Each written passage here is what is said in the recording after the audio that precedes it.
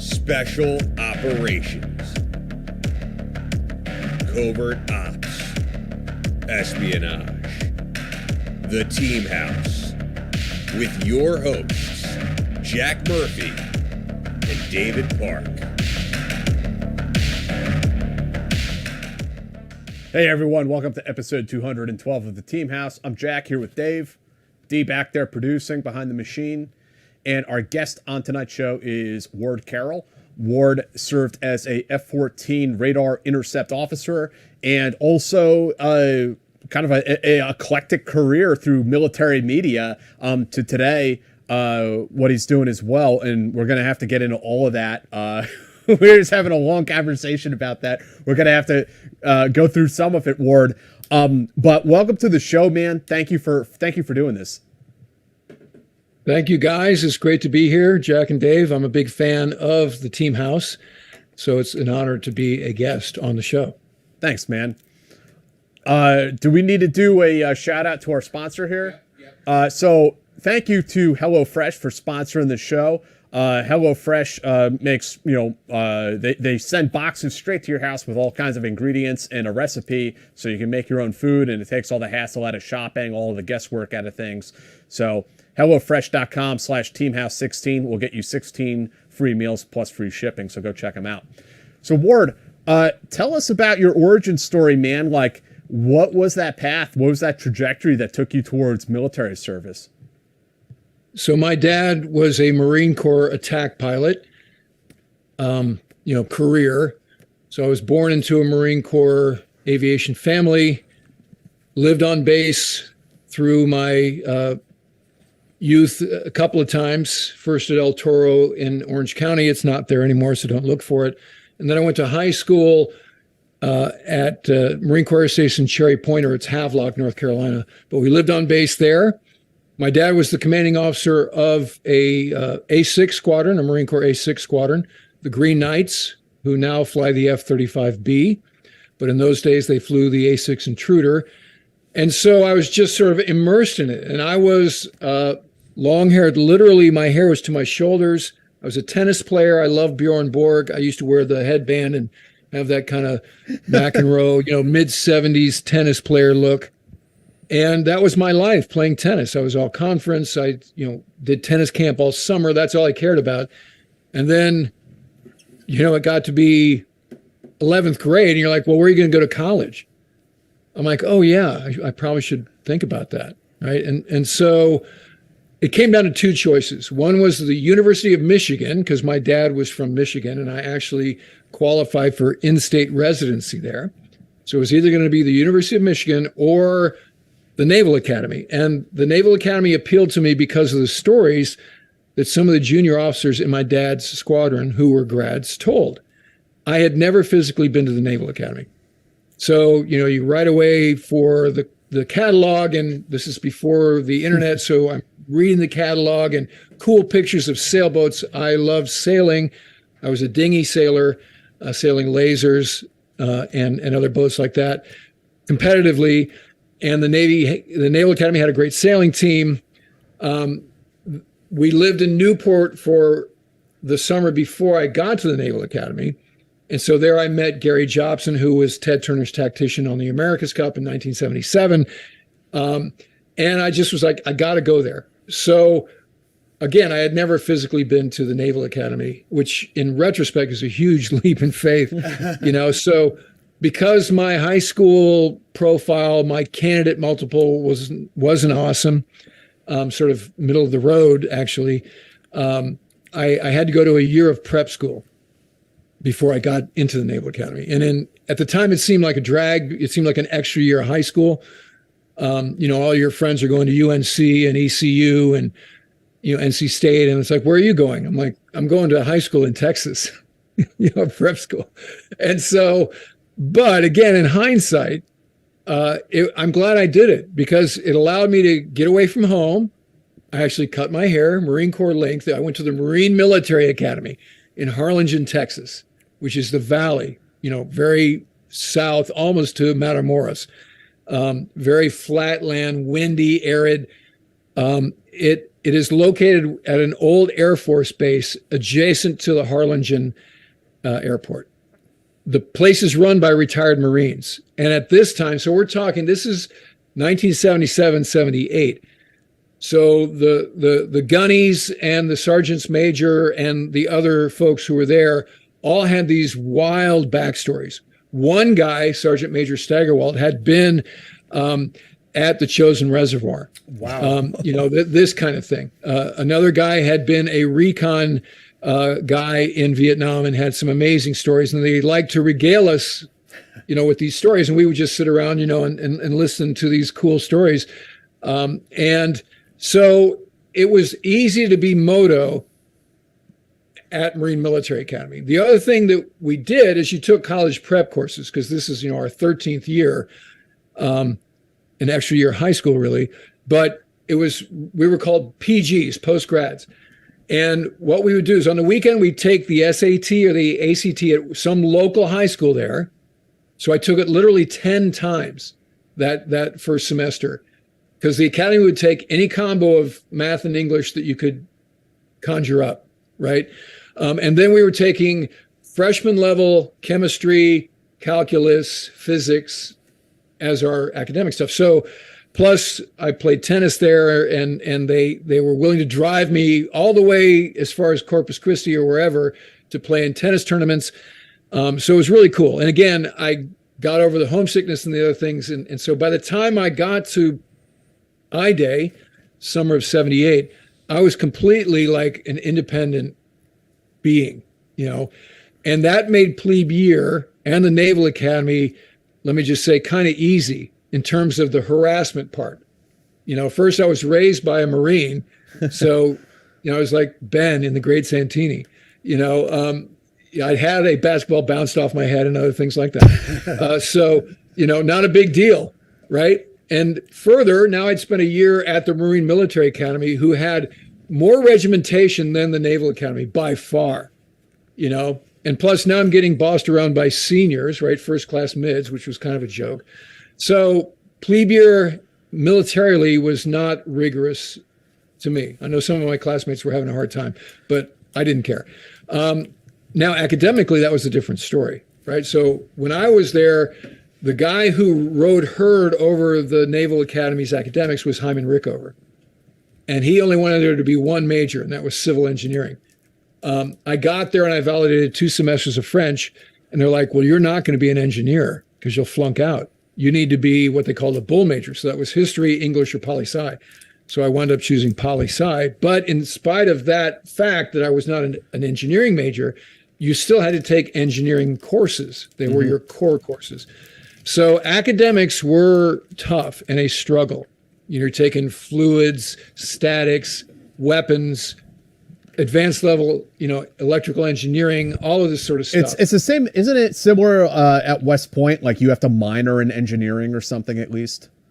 Well, so I think West Point is more of a liberal arts school. Right? They're more into the humanities and the writings of Robert E. Lee and stuff like that, right?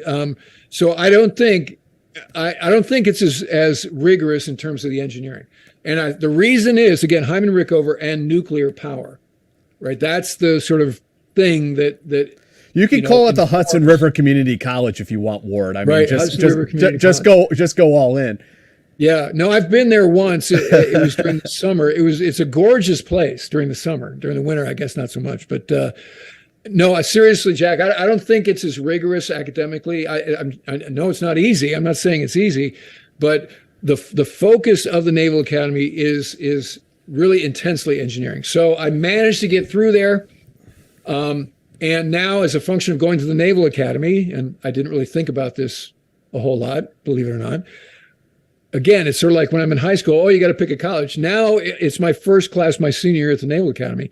You got to pick a warfare specialty, right? I'm like, oh, that's right. They're giving us a job when we're done here, right? And so because my eyes were bad, and I discovered that during my junior year when things were blurry, and I went to the eye doctor there, and I'll never forget it. He turns around after I mangled the eye chart, And he's like, well, you're not going to be a pilot. And that was what I intended to be, right? And like my father before me. And so now that matrix in terms of service selection was completely shot to hell. And so I was considering kind of everything except nuke power. So surface warfare, ship driver, Marine Corps. Back when I was commissioned, you couldn't go right into SEALs. You had to go be a surface warfare officer, get your SWO pin, your water wings as a qualified surface warfare officer, and then you could request a transfer. So that process took about 2 years, and I had some classmates that did it. I had one, in fact, who did it and washed out of BUD/S. The story is kind of interesting of how that happened. He was hypothermic from the Pacific. They got him in the boat and warmed him up, and then they said, jump back in, and he refused, right? And they're like, okay, you're done, right? Just like that. So this guy is now a brain surgeon, literally a brain surgeon, and he does the concussion protocols for the Dallas Cowboys. Wow. So he's on the sidelines of Dallas Cowboys games. And so he did okay. Yeah. Great dude. And but I always think of that story when I think about the pipeline that we had to go through to get to be, special operators. Now, these days, you commission as a SEAL. And I'm not sure what the exact numbers are. My good friend Stu Smith, who you guys may know, who was my fitness editor at military.com, runs the Baby Buds program here at the Naval Academy. And he's a late 90s era SEAL, pre 9/11 type SEAL. Good guy. But anyway, so I happened to get a backseat ride in a Marine Corps F-4, a Phantom, out in Hawaii during my first class cruise. And I fell in love with it. Strapping into the Martin Baker, wearing the O2, light the blowers, boom, you're airborne. We did a 1v1 against another squadron, F4, pulling Gs, calling the fight, came back into the break, supersonic dash, came back into the break, land. And then we go to the O Club, and now we're talking with our hands and drinking beer. And, and then we spent 2 weeks with the ground pounders, and it was like real fun to walk 10 miles. I'm like, okay, my job is to find my people. I think I'm more of an aviation guy than an infantry guy, right? And we also spent a week with Force Recon, and that was awesome. But again, I wasn't really that didn't suit me. We rappelled out of helicopters. We did the dinghy with the rubber ring, water pickups. We did all kinds of cool stuff. We did the spy rig, and it was all hands-on, and these guys were really cool, these senior enlisted recon guys that were our mentors during that week. So I loved it, but again, I recognized that it's probably not what I would be good at. So I wound up selecting what we called Naval Flight Officer, which is an aviation billet, but not a pilot billet. And so you can see behind me, those are NFO wings, right? If I can get my hand to work, right? So you can see it has crossed anchors instead of a single vertical anchor is how you recognize NFO wings. So went down to flight school, Pensacola, Florida, and just fell in love with the whole program and kicked ass. I mean, if I had tried as hard at the Naval Academy as I did in flight school, I would have been, top 50 in my class. And let's just say I wasn't top 50 in my class. So I wound up getting my choice, which was RIO, the RIO pipeline. You pick after about 4 months of flying around in at that time we were flying T2 Buckeye jets. And you're in the backseat, obviously, you're doing the navigation, you're calling the fights, you're kind of treating the pilot like a voice-activated autopilot. You learn how to sort of exert yourself and not just sit there and be a passive member of the crew. And I was very much interested in that as my role. So I got RIO as my pipeline, and that's where you learn to run intercepts. And back in those days, the F-14 was exclusively an air-to-air platform. And so the backseat of the F-14 has this cool radar, and there's very little redundancy between the front and back seat in the F-14. So the RIO seriously has to paint a picture in the pilot's mind so he can execute the intercept before he gets tally. So it's up to the RIO to run the intercept. So we learned how to run intercepts. It's basically trigonometry is what you're doing there, angles and affecting the lateral separation and what sort of counter turn you're going to do and that sort of thing. Wow. And then you finish up with 5 dogfighting flights in the TA-4, super high tactical, and the NFO student calls the fights, and that was super fun. And I found out I was really good at doing that. High G environment, you got to keep your wits about you and be able to stay ahead of the airplane and get the pilot on the other guy's 6 o'clock. So that was the last part of that. Got my wings, and now it's just a matter of what coast. So at that time, the Tomcat was the supreme fighter of the Navy. And there were 11 squadrons on the West Coast and 11 squadrons on the East Coast, and a training squadron on each one of those coasts. So the matrix was, you want to go East Coast or West Coast? I'd always been an East Coast kind of guy, so wound up selecting Naval Air Station Oceana in Virginia Beach. And so went there, and again, I took to it. And what I loved was, because you're always like, what are the pilots? Because we'd never dealt with pilots as peers, right? I mean, all of the pilots we dealt with were our instructors, and now you're in a class with pilots. And you're like, what do they know about us? What are they going to think about? Are we kind of second class citizens, or are we a team? And right away, and the instructors, very much set this tone. It was co-equal. In fact, in some mission areas, the RIO had more responsibility. And so we were really invited to plug in and take a strain. And this community was so cool. The spirit and the flight line there, these big airplanes. It's a big airplane, 65 feet long, 64 feet wide with the wings spread. And I remember walking to the hangar when I first got up there and just seeing that airplane, and it just sort of settles on you. Like the first time you're issued a rifle or some weapon, you're like, this is mine, and I'm going to use it to its full effect. And that's kind of what I felt about the F-14. So I wanted to know everything about everything. And so you do simulators on your own, and you hit the books, and you're there late hours, and you're pimping the instructors for what is this like and what did you do? And those guys love to go to the O Club and talk about it. So I really did fall in love with the F-14 community because I was the what we call top scope in my RAG class. RAG is the Replacement Air Group. It's an archaic acronym, but it's the F-14 Training Squadron. I was the number 1 RIO. I got picked to go on cruise right away, the number 1 draft pick. So I joined VF-32, the swordsman, on the USS Independence, which was a conventional carrier, Forrestal class carrier, and went right on cruise. And I loved that too. I mean, being gone from home isn't that fun, right? And being away from your loved one for an extended period of time.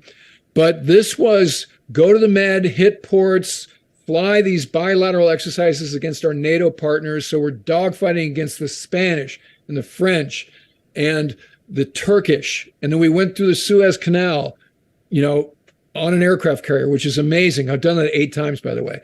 And so here I am, a Lieutenant JG, which is an O2, the most junior guy in the squadron. And I'm just being totally barraged by all of this stuff. And we go to the North Arabian Sea, and we're flying real world intercepts against Russian transports that are coming out of Karachi, Pakistan. And that was cool. We're doing an exercise against the Omanis and all kinds of stuff. Then we did a port call in Singapore, right, which is halfway around the world. And so all of this took place on my first cruise. So I was loving fleet life and very much taking to it. And so, I did that tour, second cruise on the USS John F. Kennedy, another conventional carrier, then rolled out of there and became an instructor at VT-86, which is a down at flight school, the RIO training squadron.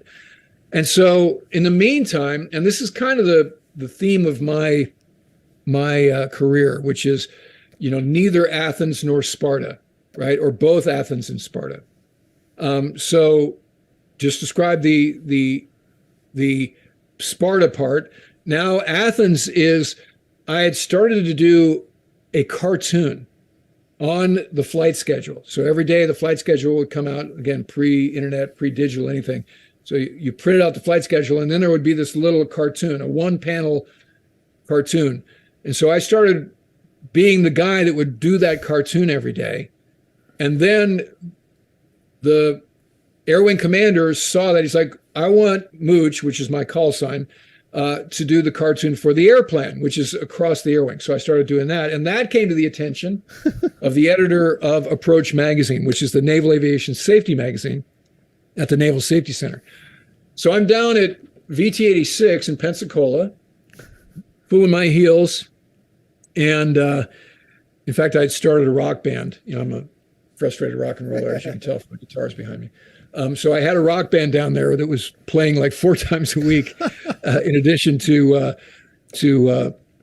teaching future RIOs how to do their thing. And so I get this message from my detailer. He's like, hey, do you want to go to the Naval Safety Center and take over the Approach editor's job? Oh, like, wow. Okay. I didn't know that. How is that possible? Yeah. Right. And so they gave me a waiver to go from shore duty to shore duty. Now, I'd only been at VT-86 for a year, but I went to the Naval Safety Center and relieved a good friend of mine, a guy named Dave Parsons, who'd done a lot to increase the impact of Approach magazine. He did theme issues. He did double issues. He had posters in the middle. He was an amazing innovator, and it was helping. The mishap rates were down. People were talking about the stories in Approach. Now, Approach is basically, Jack, what you and I would call user-generated content, right? These are stories submitted by fleet bubbas about, here's how I screwed up, and you really shouldn't do this, right? Always with the white hat, meaning there's no punitive for admitting that, your transgression. And that's sort of the aura, the air, the atmosphere of naval aviation. In fact, the Air Force would look at that and go, man, you guys are really different than we are in terms of being able to tell on yourselves and not get in trouble about it, right? Which we viewed as healthy. So Approach is the vessel for that. So here I'm a lieutenant, 2 cruises under my belt, had about 1,000+ hours in the F-14. And I am running this thing. I have absolute dominion. I mean, I had an 05 for a boss, but he really didn't care what it was I was doing with this magazine. And I'm doing the cartoon every month. It was called Brown Shoes and Action Comics. And comics was spelled C-O-M-I-X, kind of like an R. Crumb kind of thing, right? So I got away with murder. I mean, this was borderline underground stuff, but it always had a safety message at the end of it. And so I'm kind of, you and I were talking before, can you believe what we got away with? And this is one of those cases. Now, meanwhile, I'm flying with the aggressor squadron over at Oceana, VF-43, as well as any Tomcat squadron that needs a guest player to come and fly. So I'm getting really a lot of flight hours and keeping my name out there in terms of, okay, so follow on orders.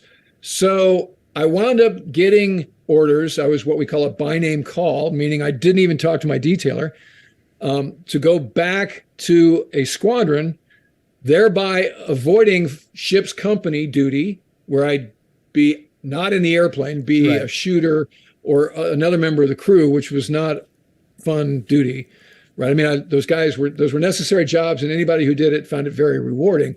But if you have a choice between being in the airplane or the guy that rogers your salute and launches you, you want to be the guy in the airplane, right? And so I joined the Puking Dogs, VF-143, which had brand new F-14, what we called A pluses. So the F-14, the knock on the early version was the engine was underpowered and prone to compressor stalls, just like the movie Top Gun. So that's the Pratt & Whitney TF-30. The B and the D had the F-110 General Electric motor, a much better engine. So I got to the squadron with these A pluses. Then the designation was changed 6 months later to the F-14B. There were some other gizmos in the back seat that the A didn't have. This was an all-star team. And I'm on my first nuke boat. I cruised on the Eisenhower. And so life was good. And that got me back in the game, really.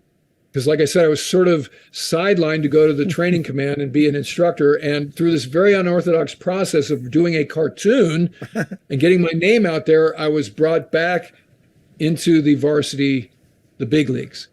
And I used that, I was very much one of the top officers in VF-143. Wound up getting orders to the F-14 Training Squadron, VF-101, the Grim Reapers, and loved that job. And then from there, and this is where the career, I love the Navy because anything can happen, once you get above the rank of senior 03, 04. And so I flew with the commander of U.S. Naval Air Force's Atlantic. Back in those days, both AirPac and AirLant were 3 stars. Now, AirPac is a 3-star, AirLant is a 2-star. And you guys, if you've seen Top Gun Maverick, the John Hammond character plays the air boss, right? Back in those days, there wasn't an air boss. There were 2 3-stars at each one of the TICOMs. So I worked for the East Coast 3-star, a guy named Tony Less, who had been CO of the Blue Angels, CO of the USS Ranger. He was the guy in charge of NavCent when they did Praying Mantis. A stellar reputation. And I flew with him. I introduced him to bombing in the F-14. So now the other thing going on is the F-14 is going from being a strict air-to-air fighter to starting to adapt to being a bomber as well as an air-to-air fighter, because the world is changing. The Soviet Union collapses. Nobody else really has an air force of any renowned.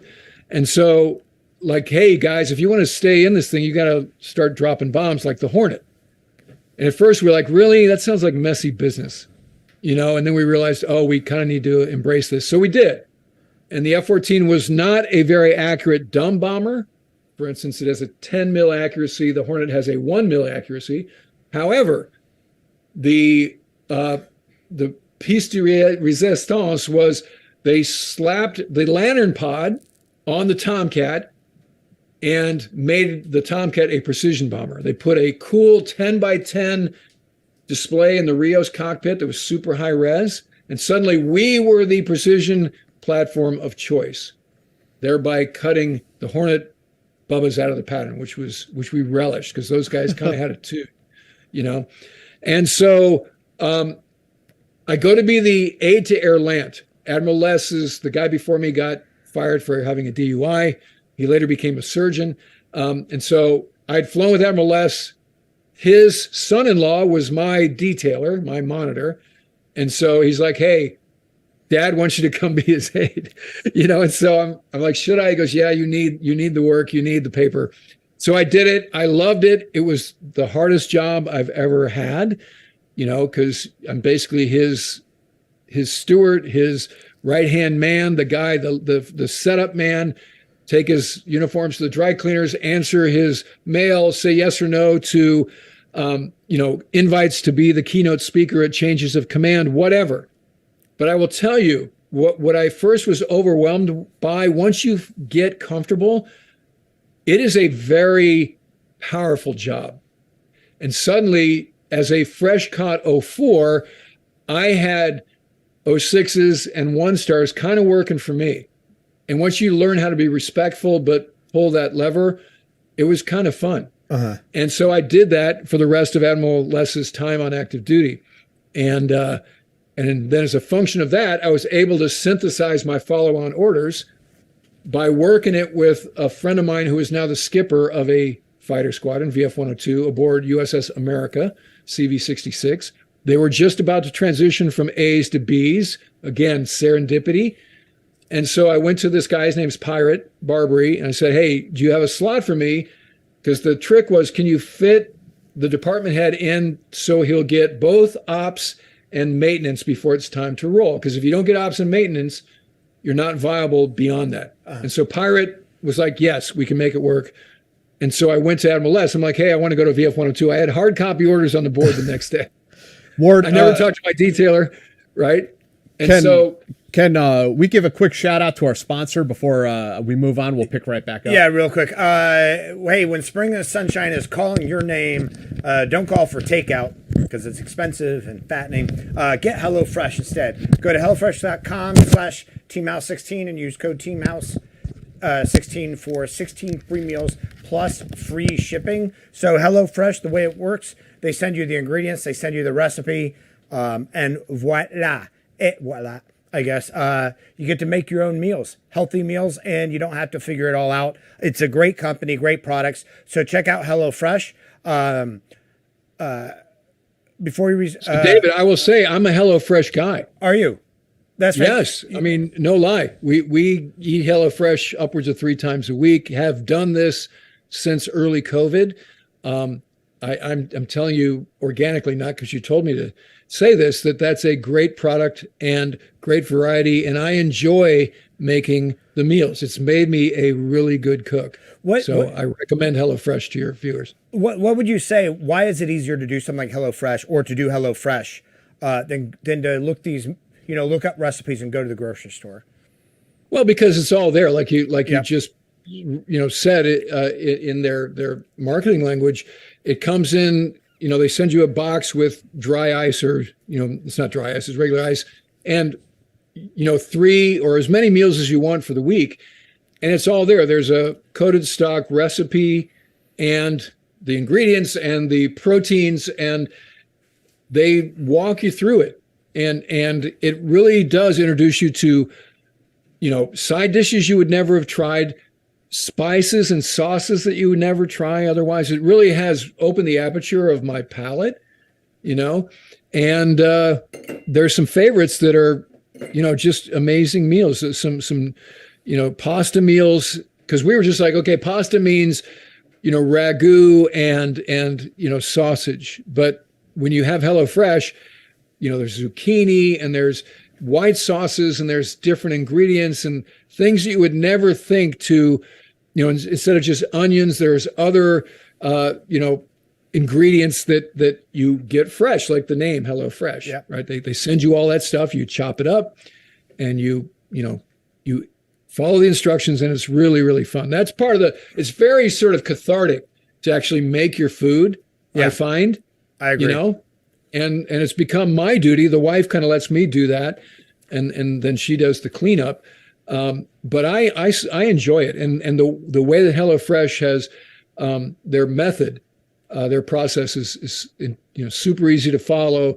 And after a while, you'll sort of realize, I've become a much better. Yeah, I know. Chef. I actually know how to cook. Yeah, we love it too.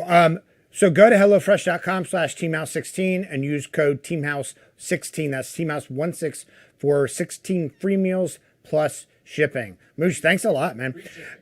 What? Plus free shipping. Did I say plus shipping? Yeah. Plus free shipping. I'm sorry.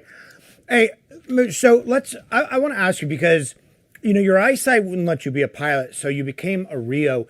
What are the, why is that qualification different? You're in the same plane, you're pulling the same G's. What's the difference between being in terms of eyesight and medical qualification? Carrier at night. Yeah, well, you have to be correctable to 2020. Okay. Right now, these days, that's a moot point, because you can have LASIK or whatever, eye corrective surgery, and everybody's 2020. Back in my day, they were just starting to come up with PRK and these other things. But if you had that surgery, they would make you not physically qualified. Right. Because flight surgeons were afraid that under G, the incisions would burst. Right. There's kind of these wives' tales. But the bottom line, Dave, is the RIO is looking like 3 feet in front of him, right? I'm looking at gauges. I'm looking at a radar. I'm looking at this.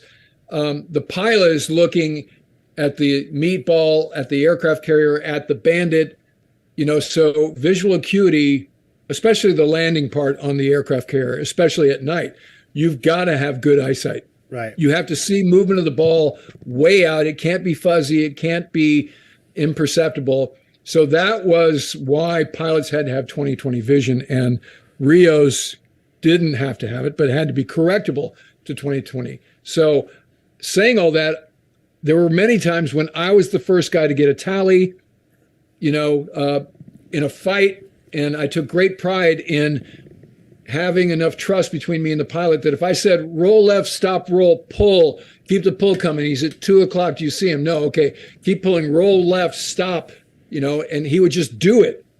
So I'm actually flying the airplane from the back seat without a stick in my cockpit, or my stick controlled the radar and not the airplane, and filling his windscreen with Bandit, right? So that was part of the RIO responsibilities that I very much enjoyed. I wasn't just this guy sitting back there doing cheerleading for Maverick. which is kind of the tone of, I was calling the fight. I was running the airplane.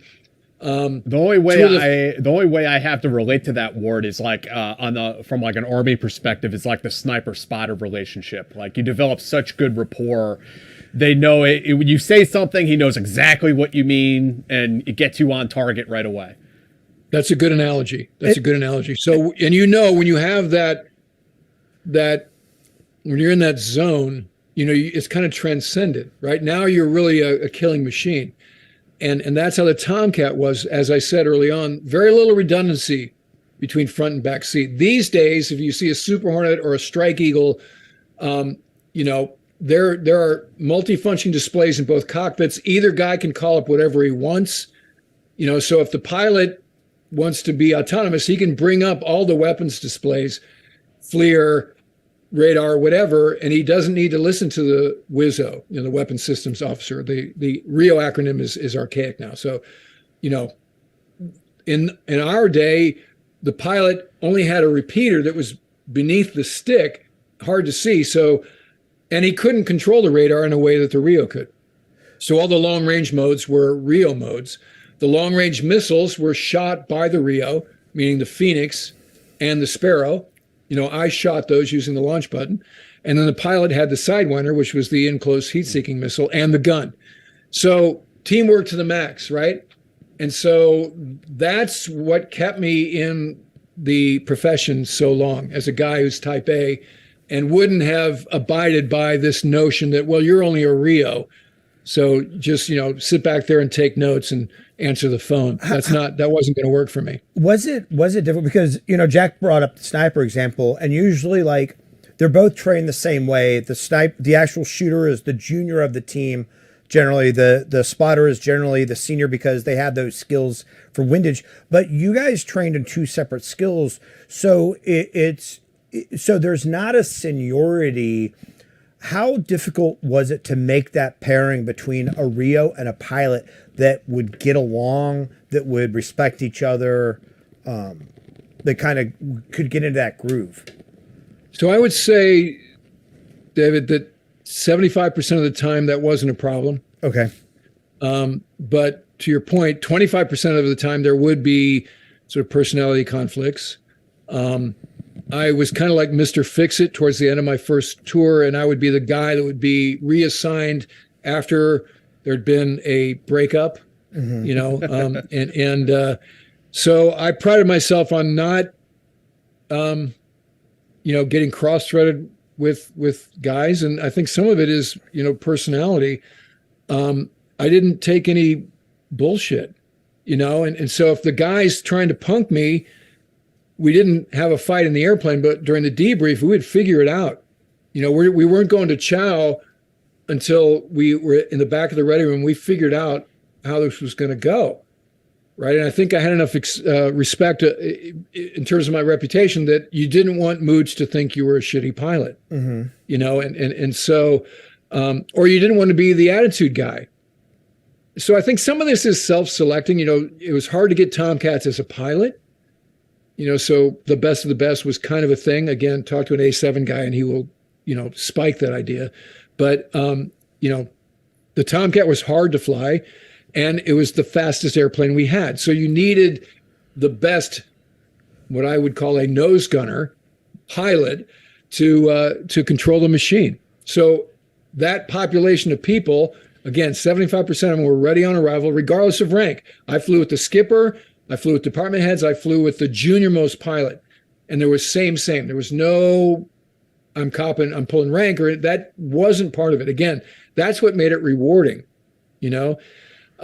But occasionally there were personality conflicts, some pretty extreme. In fact, one of my episodes is about that crash that happened in Nashville, where two of the RIOs went to a couple of the department heads and said, we refuse to fly with this guy because he was unpredictable. He wouldn't listen. He had, sort of this, attitude that wasn't productive. And so it got so bad that, the two guys, like I said they wouldn't fly with him. And so the skipper's response in that case was, well, then don't schedule them with that guy. which is kind of wrong in terms of the leadership problem. It didn't And fix so, the problem. long story short, and I entreat folks to check out that episode because it really is a story about a failing naval aviator.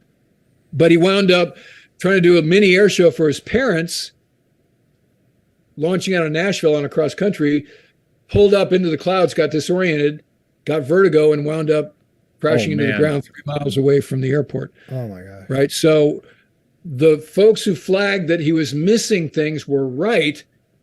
And ultimately, the CEO was actually fired for not taking more direct action on fixing the evidence that was before him.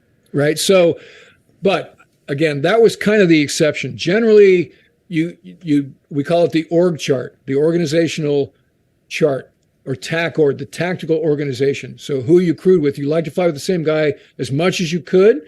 Duty schedules, people would get sick, other mitigators. It wasn't possible all the time, but you wanted to make the airplane efficient by, to Jack's point, spot or sniper, you got to know each other and you got to know the inflection of the voice and why you're not talking and all of these things, those parts, the subjective parts, the subconscious parts are what take you from good to great, right? And so that's how we like to fly the airplane. So personality conflicts were the exception, not the rule. Now, could a pilot and a RIO, could they plan their rotations or orders together? I mean, could they stick together as a team if they were a highly functioning team? No. Okay. Because a squadron is like coral, right? It looks like a thing, but it's always shedding and growing, right? So your rotation schedules, and I'm sure this is true in the Army as well, maybe it stays fixed for a deployment, and the Navy likes to make sure that you got a unit that did the training and goes on cruise. And then as soon as you get back, some people roll, some people stay for another deployment. The CO leaves, the XO fleets up, new XO comes in. So it's always changing. Now, sometimes you would wind up in your next command sort of, oh, by the way, with guys you had served with before, particularly the training commands and the F-14 training squadron. After I was a puking dog, a bunch of us populated the VF-101 training squadron because we were kind of known as the hot property during those 2 years. And so they wanted all those guys to come be, train the next generation of F-14 pilots and RIOs. So, but that wasn't part of the plan. And that was sort of happenstance. It wasn't something you would plan. So Ward, talk to us about what led to either your retirement or deciding to leave the Navy. I mean, what was that sort of path like to leave service and transition into the civilian world? So I think we all feel it, whether it happens at 5 years or 20 years or 35 years, when it's time to make a change. So I had been in nothing but fighter squadrons, as I described, through about year 16. And my last fleet job was I was the Air Wing Operations Officer for CAG 1, Air Wing 1 aboard the USS George Washington, working for a great Air Wing commander and what we call the battle group commander, what they call strike group commander in those days was a guy named Mike Mullen, who went on to be the chairman of the Joint Chiefs of Staff. I remained close to him, and he was so fun to work for. Forward-leaning, we were doing Operation Southern Watch, which was the patrolling of the no-fly zone over southern Iraq, flying our asses off, very busy, but we were really surrounded by talent. And I had done back-to-back sea duty. As I mentioned early on, I did back-to-back shore duty. Well, the payback was back-to-back sea duty. So I'd been a department head in VF-102, as I described, first on America. And that was the last cruise of America. We fought the Great Bosnian War of 95-96. And that ship was decommissioned. It's on the bottom of the Atlantic now off the coast off the East Coast, unfortunately. That ship we had her singing, although she was actually sinking slowly while we were on that deployment. We flew a lot, got the Serbs to stop the siege of Sarajevo, and broke all sortie records during that cruise for VF-102. Again, an all-star team. And Admiral Mullen comes to me, or actually the CAG's like, do you want to be the Air Wing ops officer for my next cruise? And I called the wife, who was a Navy junior. Her dad was an A6 pilot. She was from Virginia Beach, so we were living kind of in her hometown. And she was like, sure, we can do another sea tour, no big deal. So had her buy in. I told CAG, yes, I can do it. So I did it, and I loved it. So I knew the game because we'd just done it, right? So I knew all the players, same Air Wing. I'm now the Air Wing ops officer flying with the same fighter squadron and whoever else will have me. I loved that job. Got along great with CAG, got along great with Admiral Mullen and his staff. And, you know, we're working hard and playing hard. Pulled into Dubai a bunch, played a lot of golf in Dubai. We pulled into Cairns on our way out. And so it was a great cruise. But one day, Admiral Mullen comes walking in. I literally had phones to both ears because I'm working with the Joint Task Force and running Operation Southern Watch. And, you know, airplanes are breaking and airplanes are, and Air Force guys can't make the commitments. Can we cover their markers and so forth and so on? So, and I go, yes, sir. He goes, what are you doing for your follow-on orders? I'm like, I don't know. And he goes, well, would you like to teach at the Naval Academy? I'm like, all I have is a bachelor's degree from the Naval Academy. What would I teach? And he's like, well, I don't know, but they need somebody to run this company officer master's program. So if you're interested, let me know, and I'll give you a phone number. I just said, okay, I'm interested. So he comes back 10 minutes later with a Post-it note with a phone number on it. So as soon as I find a free moment, I call the number. And I had this phone at my desk, and this is 1998. And this is pretty high speed for the day. Right. This is everybody had an email account, but you didn't have your own like computer server or whatever, But I had a phone that I could dial 9 and the number, not even the area code, and it acted like I was on base at Norfolk. So I call, it's a Naval Academy number, 410-293, whatever. And Captain Bill Mason answers and he goes, I understand you want to teach at the Naval Academy. I'm like, well, that's what Admiral Mullen is recommending, but what are we talking about? And so he explained it, and it sounded super cool. And so I said, okay. And again, just like I was describing before, I had orders on the board very shortly thereafter. So now we're going to the Naval Academy. Okay, so this is a long answer for why did I decide to get out? So this is my first time since I got my wings being outside of the fighter community, right? So now I'm in literally life of the mind.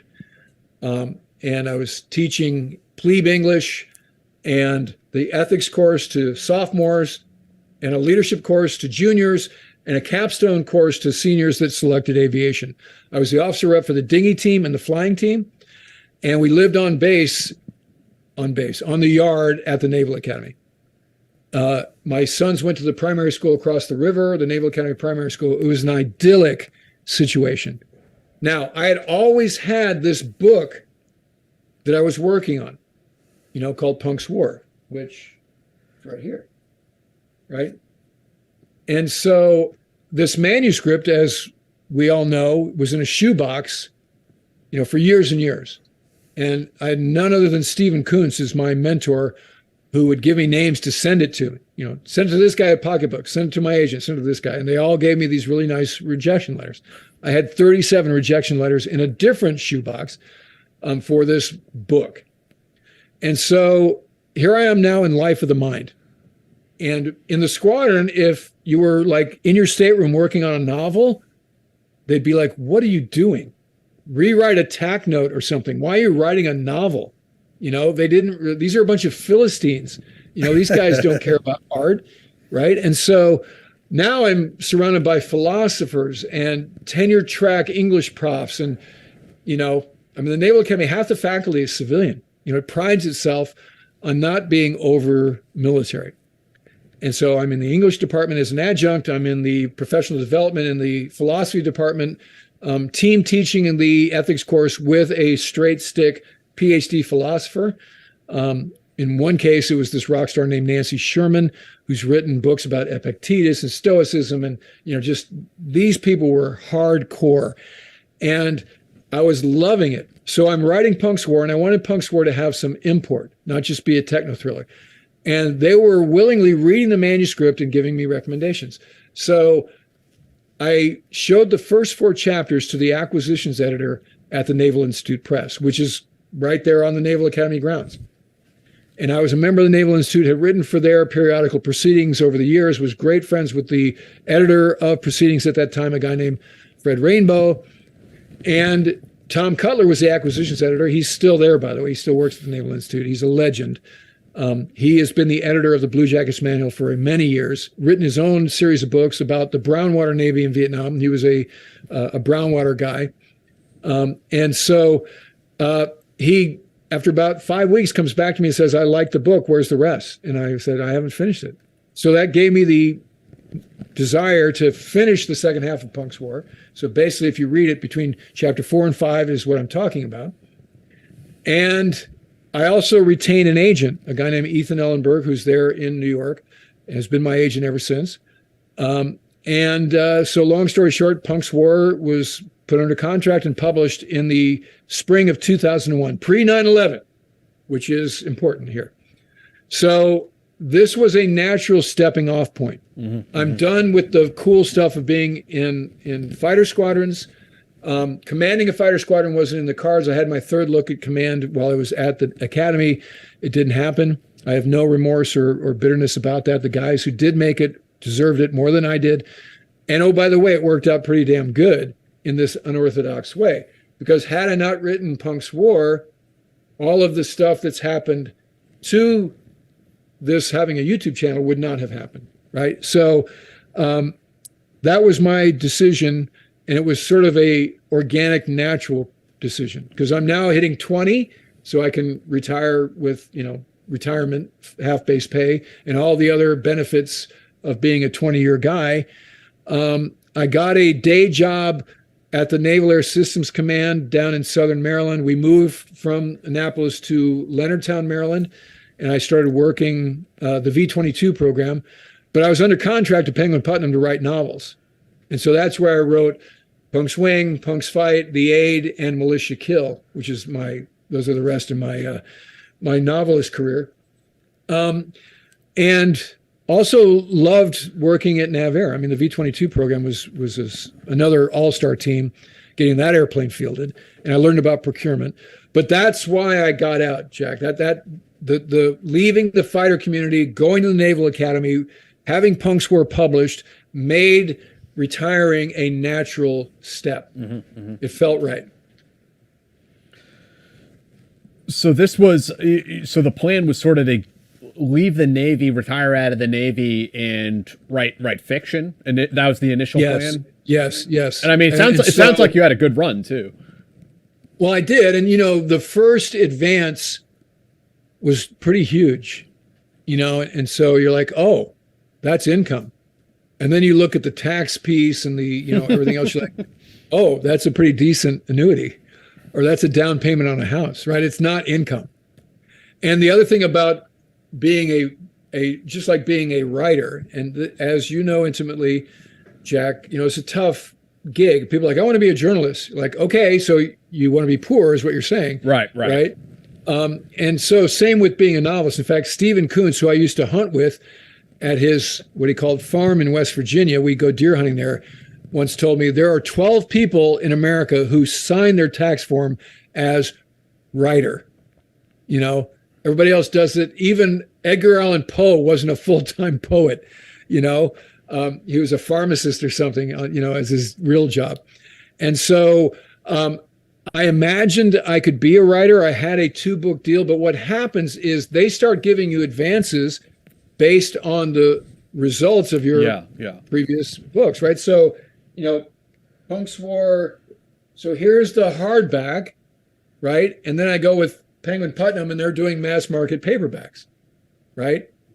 So the good news about mass market paperbacks is the hardback, Naval Institute Press did 2,500 copies of this as the first print. They sold right away, and we wound up doing, I think ultimately in this version, it sold 30,000 copies. The first print run of Punk's War in paperback, mass market paperback, was 125,000. Holy shit. Wow. It was in every airport kiosk. It was everywhere. But this is very inelegant, right? These things, if I leave it on the shelf, it'll just like wither away, right? Ward, take the money and run. Like, well, that's not what. Well, okay, so I did. However, it turns out that that's a short trip, right? Because suddenly all the elegance associated with what happened when this book came out, because the Naval Institute Press did Punk's War, and the only other novels they'd done before Punk's War were, you may have heard of these books, Hunt for Red October and Flight of the Intruder. Right? So they created Tom Clancy and Stephen Kuntz. So it's like Kirkus and Publishers Weekly and all of these big time reviewers are like, this kid's the next big thing, right? And so I was fully willing to wear that jersey, but it just didn't happen in terms of sales. And the reason is because Punk's War, if you've read it, is not a techno thriller. It's a study of the personalities in a fighter squadron and those who are in the Navy, right? So that's not world on the brink of Armageddon, right? And so some of these, it's funny, the rhetoric here. So here's Stephen Kuntz's blurb, right? It says, Tom Clancy meets Joseph Heller in this riveting, irreverent portrait of the fighter pilots of today's Navy. At last, somebody got it right. Okay, so there's no Tom Clancy. It's more Joseph Heller, right? But everybody's thinking, oh, Tom Clancy. And then they read it. They're like, where's the Russian guy? Right. Where's the submarine mutiny? I didn't have any, right? That doesn't interest me. It just turns out that it was a sidelight that generated enough to buy a really cool guitar, like this Les Paul. I bought this with royalties, okay? And so that's what the writing part. So meanwhile, I still needed a day job. So I worked at Naval for 3 years. Meanwhile, I met the founder of military.com, Chris Michael, who was a Navy NFO, a P3 guy, anti-submarine warfare plane guy, who went to Harvard, got his MBA, met his partner there, Ann Duane. They moved out to San Francisco, and long story short, founded military.com. It started as a basically military website that was dedicated to making it easy to figure out what your benefits are. Right? So this is pre 9/11, right? And so in 2000, the .com bubble burst. So all of the venture capital that was there for all of these .coms, and there were these derivative, they couldn't even explain what they did. I mean, the internet boom was nutty. I remember talking to some lieutenants before I got out of the Navy at the golf course at the Naval Academy who were getting out. They're like, yeah, I'm going to work for this website. I'm like, well, what is it? And it took them literally 5 minutes to explain what they did, And so military.com survived the .com bubble bursting. Their workforce went from 70 to 10. And Chris Michael made a lot of enemies in those days. But he found his way by changing military.com from a website into a database marketing company. Okay, so this is where we use, if you look at the business plan, the hub and spoke model is, okay, what are the waypoints in a military career? Use your GI Bill, VA home loans, your other benefits, uniform discounts. What choice should you make in your career? Should you join the military at all? So these companies, including the military, would pay military.com pretty high money to find leads. So this is what you call lead generation. And they would do arbitrage. And there was paid traffic. And this was the Wild West days. And so I got aboard because they didn't really care about the website anymore. And Chris, they were just doing syndicated content when I got there. So military.com had no original reportage. And so I get there and we're basically I'm kind of like a glorified or a poor man's drudge report. So I'm just aggregating other people's stuff and calling it that. Those are our headlines, but it'd be AP, Reuters, and as we know, if you are beholden to AP and Reuters and you imagine you're a military website, you're going to get it wrong and you're going to piss off your readership. And so consistently, we weren't doing anything of value beyond what any of the major media outlets were doing for our membership. And Chris had this brilliant thing where you can be a member for free. All you got to do is give us your email address. And this is before anybody knew the value proposition of an email address. right? 'Cause you're like, sure, here's my email address. You can have it. And like all of a sudden you're getting barraged with newsletters and emails and, use your GI Bill, and here's a for-profit school, and here's a, Countrywide Lending wants to give you your VA home loan benefits, and, all this stuff is going on.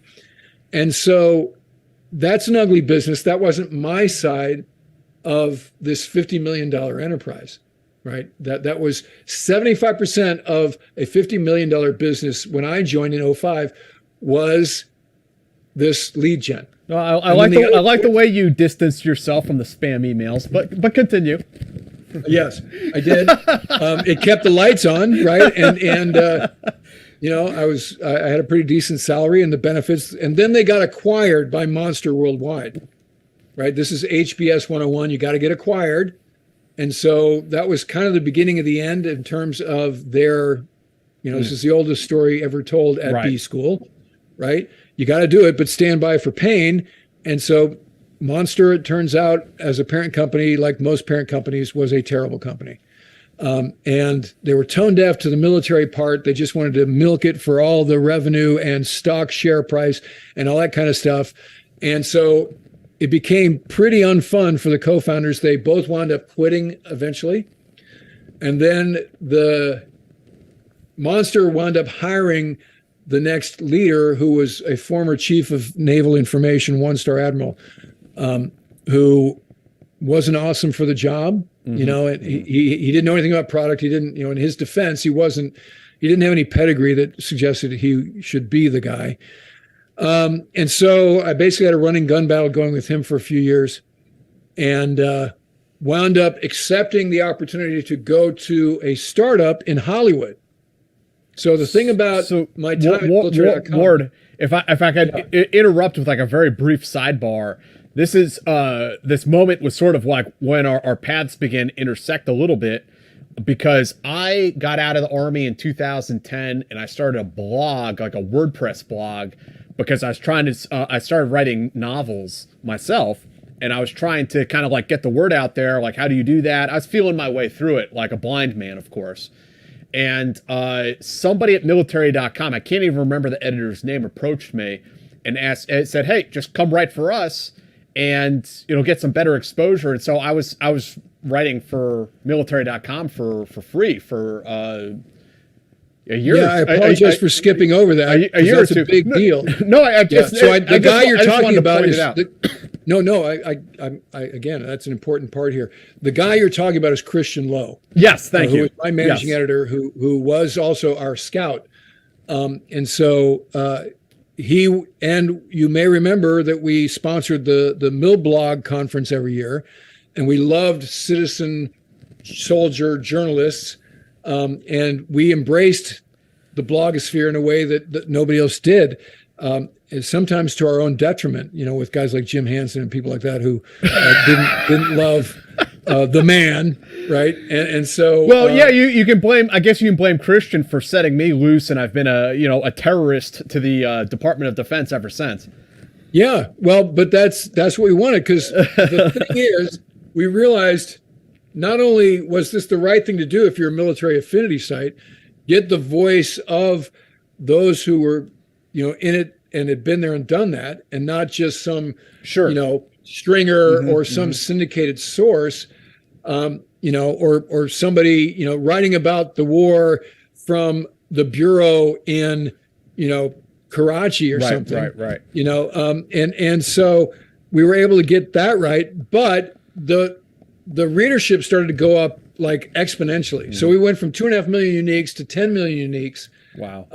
We incorporated all of these blogs, because we started blogs because we couldn't get our engineering team to create new verticals. So we just took WordPress and bolted it onto the side of military.com's, sort of structure. And so we had all kinds of blogs, and we loved cross-posting content by guys like you. So that's how I first became aware of you. And some other guys that we won't name, and so forth and so on. It was those were good days, right? Those were good days. And I became intimately aware of the stories of the post 9/11 veterans, like you and the other guys, the names we could rattle off. some guys went into the political space, some guys went into the not-for-profit space, some guys went into the think tank space, some guys started their own thing, some guys became journalists, and some of them are still around, right? Marty and guys like that. I became really good friends with Paul Rieckhoff, who's a controversial figure, but I was the first one to invite Paul to write op-eds for military.com and started to realize what IAVA was all about. Paul was a lamplighter, just like Kathy Roth Duque was a lamplighter when the Obama administration first took office. So my Rolodex was amazing because I'm living in Southern Maryland, which is basically DC Metro, and then working in San Francisco 1 or 2 weeks a month, right? We were right there on Market Street, 799 Market Street, which was a lot of fun. So I'm seeing the sort of product side, the internet growth side, the revenue side, the impact side. And then I'm also an influencer and a guy with a very viable network in and around DC, going to the galas and the cocktail parties and the whatnots. And that was good sort of, intel fusion for us in terms of, are we getting the stories right? Are we prioritizing the headlines right? And that's, as we know, the sea of goodwill started to just like explode, and so suddenly we have 40,000 organizations that are there to support the troops. So that's when I met Bonnie Carroll at TAPS and again, Kathy Roth Duque at Blue Star Families and all of these other organizations. So continue with your story. After military.com, what was the next stop for you?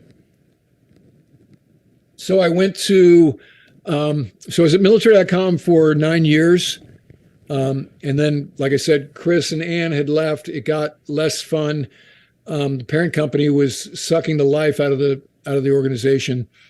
So I left for personal and professional reasons. I was sort of, on a destructive path, let's just say. And again, it's better to be lucky than good, the same way I play golf. I was pinged by a guy who was the president of MTV Films for 18 years, a guy named David Gale, who was starting a website for the military's entertainment brand called We Are the Mighty. And so he invited me to come to Hollywood, like the real Hollywood, to come see what they got. And so I was sort of like Axl Rose getting off the bus in the Guns N' Roses Welcome to the Jungle video, right? That was me. And the office, their first office this is like September of 2014, was on Hollywood Boulevard, Hollywood and Cahuenga. For those of you with Google Maps, you can check it out. You can see the Hollywood sign from the front door of the office. The Walk of Fame is in front of the front door there. So it was just amazing. And so David and I were fast friends.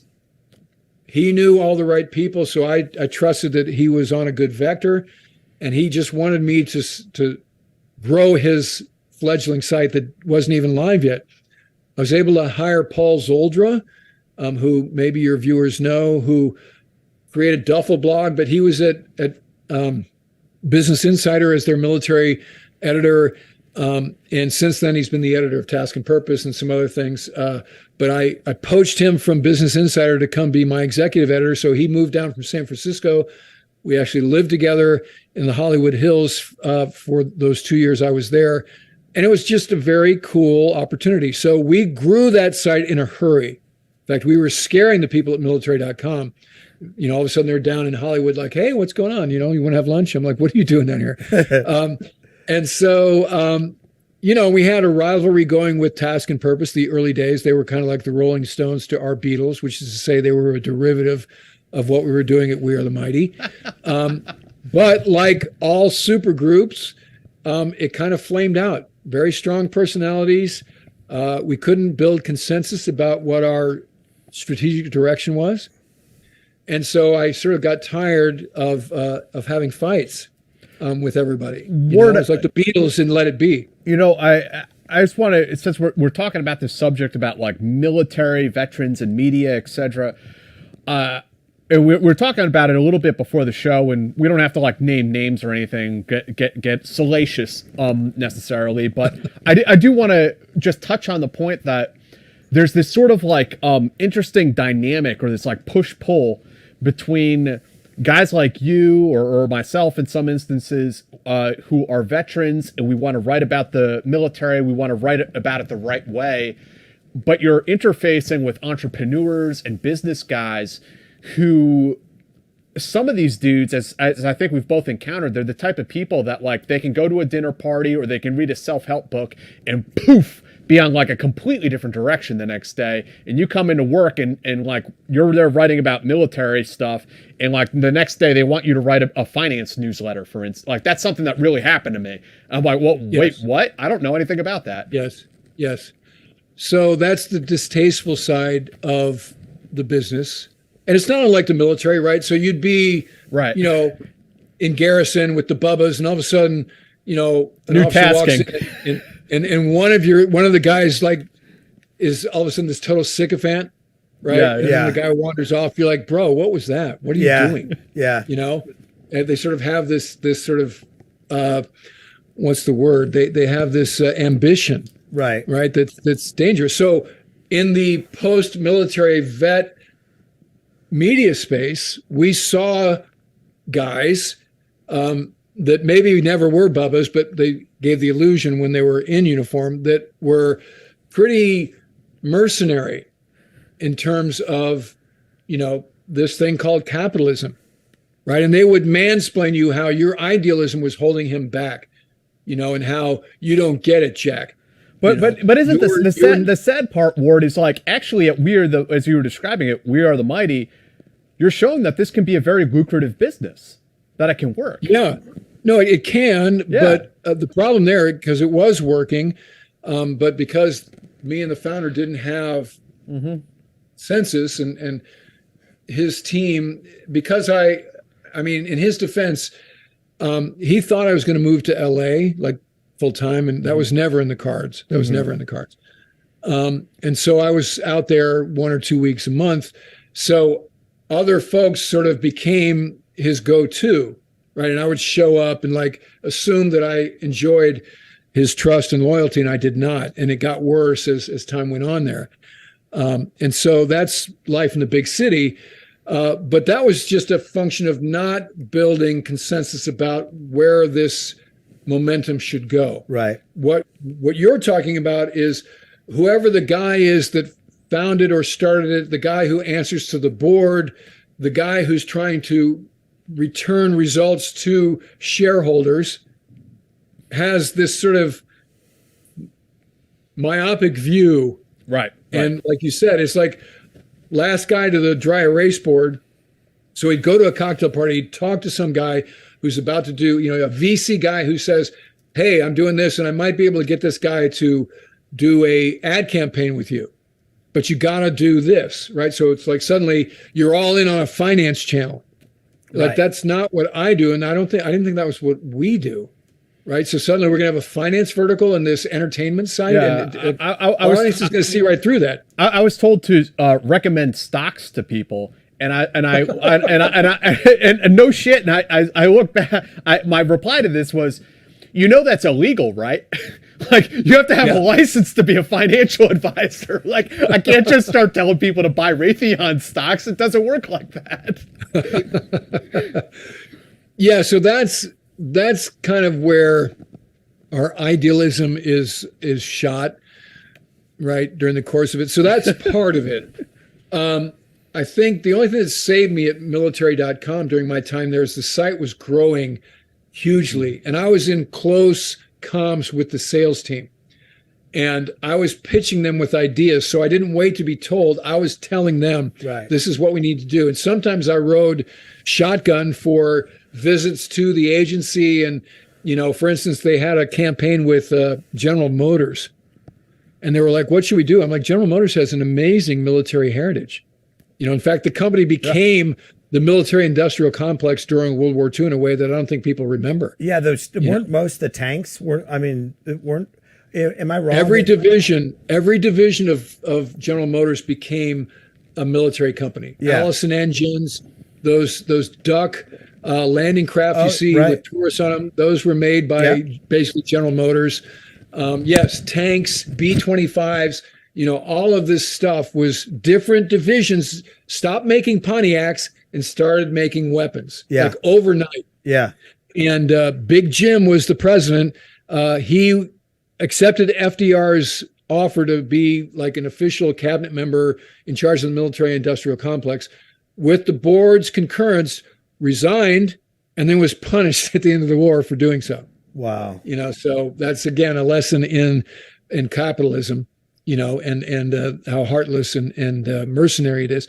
So this again, to Jack's point, is just part of the whole business. Yeah. And so if the founder is a guy you assumed was fellow vet, a guy who was in it for the same reasons you were, and suddenly he shows up and it becomes painfully obvious that he's only in it to make a profit. Right. In that naked, heartless way, then it kind of shatters your motivation. I've seen it. I've been part of a startup where I'm, a shareholder and a stakeholder. So I care about, the growth of the company, but I didn't do it at the sort of, expense of what I believed our organic growth pattern was, and sometimes the guy that Jack's talking about, who we're cryptically not mentioning, was just like, he'd show up out of nowhere and be like a good idea fairy. Yeah. And it'd be like, this is what we're doing. And I don't want to hear any pushback, do it or you're fired. Right. So there's nothing fun about that, Yeah. So that's part of, and the other thing about when Jack and I were in the space, this was Gen 1 of military media. Yeah. Right? Yeah. Right. This is pre-social media. So what I'm proud of is we kind of wrote the playbook. Right. How do you incorporate blogs? How do you do offline events like the Mill Blog Conference? Right. And then along the way, here comes Twitter and Facebook. I remember Chris Michael, the founder of military.com, ordered us all to have Facebook accounts.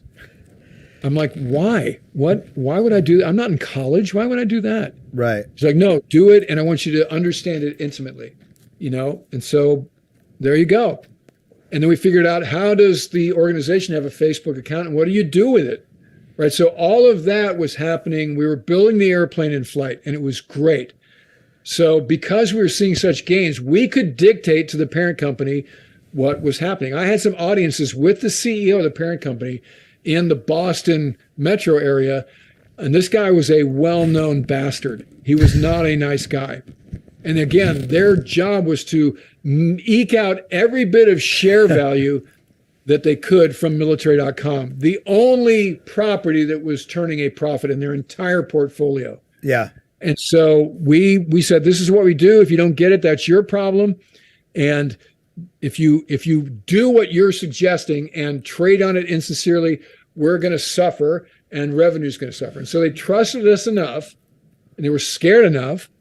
And that's the other thing. I saw fear in the eyes of the CEO, right? A very powerful man, who made millions of dollars a year, who drove, he was chauffeured to work from his mansion in Revere or wherever it was, in west of Boston. And he was scared to death. And so I was like, I'm not going to be beholden to that guy, right, whatever I do. And I know enough of what I should be doing. And I have enough swagger in these meetings that I think they were like afraid to fire me. Right. And that's a good place to be. It's like, I dare you to fire me. Yeah. Right. So that's how I was at military.com. And then when I got to We Are the Mighty, now I'm like one of the original, I was the first hire from the founders. And so it wasn't me against them. It's like, we're all in this together, and the only thing we couldn't build was consensus about what are we doing? Right. It wasn't me against the man. And that was what was even more heartbreaking, is we couldn't build that consensus. And so after that, I left We Are the Mighty to help out a friend who owned had founded a military spouse site that was acquired by a moving company in Jacksonville, Florida. And they didn't love her business savvy. And so they were like, you need to find somebody to like help you. And so she and her executive director reached out to me innocuously enough here in Annapolis. And I was looking for a reason to tell the people at We Are the Mighty that I quit. That's a bad, don't run from things, run to things. Yeah. Right. And so I wanted that moment where I go, I quit. Right. You know, without thinking, okay, what's the other shoe dropping there? You know? So I had that phone call. They were surprised. And I got hired to be the president of this company called Military One Click, which was a bad situation because the founder was kind of a dirty dealer, not a nice person. And so we didn't get along. I was now her boss. She would go to the parent company and badmouth me and take my already terrible reputation and try to ruin it on social media. And it was not pleasant. So I was there for only 6 months. We grew this site manyfold. And the guy that we're hinting at wound up acquiring the site. And so I didn't want to work for him. So I wound up accepting a sort of running offer that the Naval Institute had. So the Naval Institute, as I mentioned, they were my publisher. I contributed to the magazine. It's right here 2 miles from my house on the Naval Academy grounds. I love the mission, founded in 1873 by the guy who was the CEO of the Monitor during the Civil War. A brilliant organization, a rich heritage. So I went and became their outreach guy. And in that capacity, I was able to talk to MIDS and the guys at TBS and the fleet, and it was really a blast. And was doing that for 5 years. And in the meantime, I started a YouTube channel as a way to do sort of proof of concept to grow the Naval Institute's YouTube channel. COVID hit, and we were ordered to work out of our house. I lived here in my attic for a year and a half or whatever. And I had the misfortune of having my YouTube channel explode.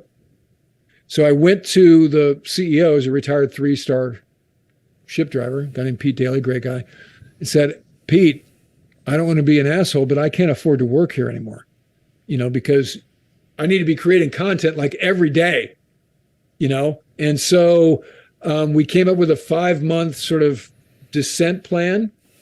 I actually hired my relief at the Naval Institute. She's a good fit and it's working out great. And now just entered the world of being a full-time YouTuber. And in this capacity, I'm leveraging everything I've ever done. I mean, everything. It really is sort of the culmination of my entire adult life, or maybe my entire life, because, being a Marine Corps junior informs what I do as well. So all the earned media I did, I was on Fox News a lot back in the day when I was the editor of military.com and the other, NBC, ABC. I knew my way around North Capitol Street very well. I did a lot of radio. I still do XM radio with Julie Mason, but that started when I was the editor of military.com. So I know how to take a topic with very little prep and talk about it for 10 minutes at a time. I honed that skill at military.com. And so I've always been creative. That's sort of lived in parallel as I described with my career. I know how to write a headline. I know how to do a thumbnail. I know how to do the arc of an episode, So if you watch any of my episodes, I liken it to writing a novel. What it's like doing a 10, 20-minute episode. It starts with great hope. You get to the middle where you're like, this sucks and nobody's going to care. And then you get to the end, we're like, oh, I think this is actually pretty good. Right. And then you launch it to the world and they decide. So some of my, oh, by the way, episodes have been smash hits and some of my sure things have been flops.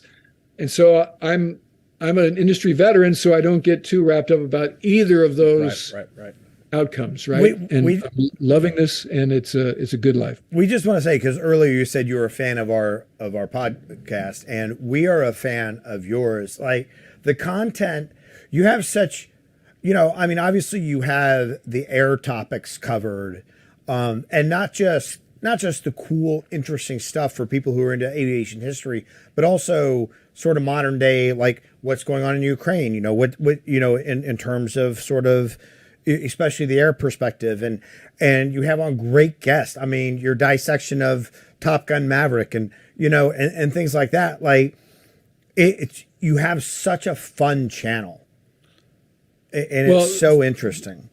Well, thank you. Coming from you, that means a lot. So some of that is just survival, right? So, and my wife was the first to come to me and go, "You're out of your Tomcat stories. So now what?" Right. I told every Tomcat story I had. I talked to all my Tomcat friends like Reb Edwards and Scott Kelly. Even the former vice chairman of the Joint Chiefs, Sandy Winnefeld. Nasty Manazar has been on the channel a number of times, retired 2-star Tomcat pilot. So that population is finite and our stories are finite. Right. And so if you're going to have a channel that is your job, you need to have an editorial calendar that's more robust. So again, I'm leveraging the fact that every morning as the editor of military.com, I woke up with a blank canvas. And also when I was the editor-in-chief at We Are the Mighty, even more so at We Are the Mighty, because we didn't really have, it's like, who are we? What differentiates us? This is the problem with a startup. You have no heritage. Right. It's like, so what are we that is different than military.com and Navy Times and Task and Purpose and all the other fledgling sites that were exploding at that time, in the mid-aughts. And we weren't always sure what the answer was. So all of that sort of, feeding the beast, making the donuts, as Chris Michaels says it, you got to make the donuts and you also have to explore new pastries. Yeah. And so I know how to make the donuts, but I also know how to explore new pastries. So, okay. But you're also at the mercy of what will the audience tolerate you talking about. Now, there are other YouTubers in the aviation space, some of who I benchmarked against in my early days, that the audience has rejected them in any other conception. Really? Interesting. Yeah, there's one guy who wants to be a race car driver, and his what was 500,000 is now 500,000 or is now 5,000. Wow. Right. So that's not going to keep you from having a day job. Ward, right? on this is a little bit insider baseball, but I think it's maybe a little bit interesting as far as this topic, like veterans in the media. As you said, you were sort of like patient zero, like you were in it really early on. My trajectory after military.com was as part of a semi-infamous special operations news website. But that was, as you say, notorious. That was 2010 forward, right? Yeah. What has changed, I think, in so many ways is the explosion of social media.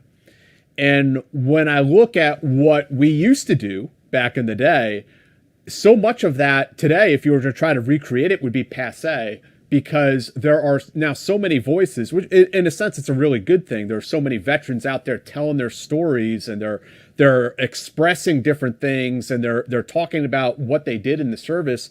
Whereas 10 years ago, I'd write an article like, hey, here's 5 things you need to know about SEER school. And it was the only thing out there about it. That's no longer the case. That's simply not the case anymore. That sort of information is you can find on Wikipedia. It's very much like a sort of passé sort of thing. And I think that it lends some explanation to what you do. Also, what we do here at the Team House, that all of these guys kind of went off and they're doing their own thing now and kind of communicating in a very direct way with audiences. Yeah, the landscape has changed radically, right? I mean, that's an understatement. Timing is everything. And as you say, I was in the Gen 1 of the military digital media space, and I'm grateful for that, because military.com is still the biggest military website, but there are so many other places to get information, including you can just follow somebody on Instagram or Twitter, and get very focused information. And so you can tailor your fusion in accordance with who it is you trust, who do you like, who turns a phrase in a way that you find credible, And I think that's been the secret of my success on YouTube is people trust me because of the way that I present things, and when you realize that what's the saying? Your reach exceeds your grasp, right? And so what I realize is the Ward Carroll YouTube brand is impact beyond what I myself deserve, and so you have to embrace that fact and respect it. So it's my job to get it right. It's my job not to go off on some political tangent. It's my job to make sure that my own outlook doesn't taint the inform and delight charter of having a YouTube channel, right? So again, I think because I've been in the space so long, I've been in the digital media space as long as I was in the Navy. Yeah. Right. And so because I'm so scarred and I bear the scar, in fact, you're talking about that channel that or the site you were part of, that was a chaotic period in my digital life. I still bear the scars of the creation of that. There was some trauma on the military.com side when that went down. And I know you capture some of that in your book. Some of it you don't, and I told you this at the time, some of it leaves out some details of this guy. There's some things I wasn't aware of also. Yes. Well, let's just say that. Okay. So, I mean, you can feel free to fill that blank spot in if you want, since you're here. I'll say the challenge, because, you guys are just kind of speaking around a couple things that a lot of our audience may not know, but I'll say the challenge is when you guys are honestly trying to do your job under whatever brand it is, that people, if that brand goes off the rails or somebody with a higher position in that brand goes off the rails and that brand loses integrity, you end up losing integrity by proxy, where people blame you for the things that are happening. And they say you were a part of this thing. And people like Ward and I are... like when you start something up and you're a part of it, you get emotionally attached to it. And you're like just like that military mentality, like you are dead set on making sure this thing can be successful. But when you work for people who aren't quite rational, it's ethical. It's a tough worse than that. Well, and worse than that are mendacious, right? Liars, ambitious to the point of not being trustworthy. Right. To David's point, it's like if you're on the Houston Astros when they get caught for cheating, even if you're the bat boy, it's on you. Right. Right. You're not going to wear that jersey out in public for a while until whatever time frame passes and you can come back from Sicily or whatever you got to do. And so, I can relate to the feelings Jack had, because you are like, this is a cool site. We got a cool name. We're starting these verticals that are really great on every warfare specialty. We got good talent as both editors and contributors. And then suddenly there's this expose about how the founder isn't paying anybody. Right. And lying to people. And, this is starting to eclipse everything we're doing here with the good part of this brand. And now it's synonymous with a guy who's, just ambitious over everything else and willing to lie, cheat, and steal to get whatever it is he wants, whether it's a watch deal or a loot box. A loot box or whatever, right? I mean, it's all kinds of yes. So that was disappointing for me on a personal level, because when I first met that guy, I thought he was awesome. And we had a plan at military.com to make him the kid. And he got inside, it was like a Trojan horse. He got inside and then tried to attack everybody. And that was ugly.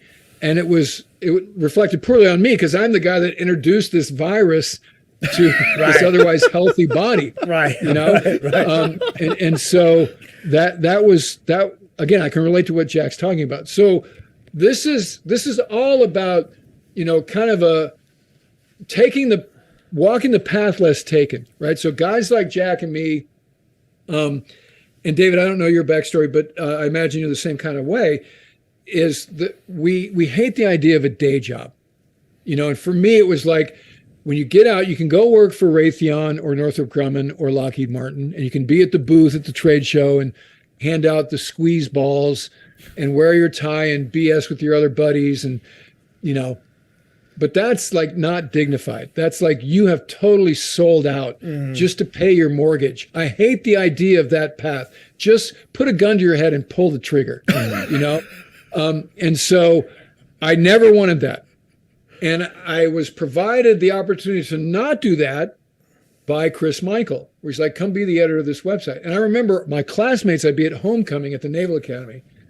And again, this population is not a bunch of free thinkers. It's not like I went to, Berkeley, right?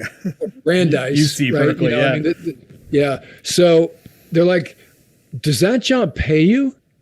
Right? Your blog, they'd call military.com my blog. Are you still doing your blog? Yeah. I'm like, what? You mean the biggest military website on the planet? The $50 million business that pays me a salary like twice what I made in the military? That place? You asshole? Yeah, I'm still there. Right? So, people don't get it. And these are guys who worked at defense companies. They were the biz dev guy at defense companies. Right? So they knew what the RFP was going to be. They knew where all the Pentagon dudes were going. They knew that Beltway landscape intimately. Right. And that was the sum total of being a player. And then that somebody comes that's not in that world, they kind of view it with some derision, some disdain, which is, again, Philistine in nature. And so I love tweaking them and succeeding in these unorthodox ways. So now, being a YouTuber, nobody gets that. And when I went to the retired 3-star and said, sir, I'm quitting the job here and I'm going to go just do my YouTube channel all the time. He's like, really? I'm like, yeah, because I'm making more money as a YouTuber than I am working for you. But I was the third highest paid guy on the payroll there. But it sounds to somebody who does not understand, a retired admiral. You have, you have 6 times more subscribers than we do. Like you have a exceptionally successful channel in a world where there are a bazillion channels, and for somebody not in this community, when you say you're going to do your YouTube channel, they think, well, my 16-year-old has a YouTube channel. Like that's exactly right. How right. are you going to make money from a YouTube channel? The media environment changed, and they don't understand the operational environment. And is real what we would quick, say in the military. just let me because we've mentioned it, and people listen to the podcast instead of like look at it, watch the live stream. Your YouTube channel is YouTube. It's at Ward Carroll. That's CARROLL. Everybody check it out. I promise you, if you're listening to our podcast, you will find something on Ward's channel that you will enjoy immensely. Well, thanks very much for saying that. And again, back to the way I've opened the aperture of subject matter. Right.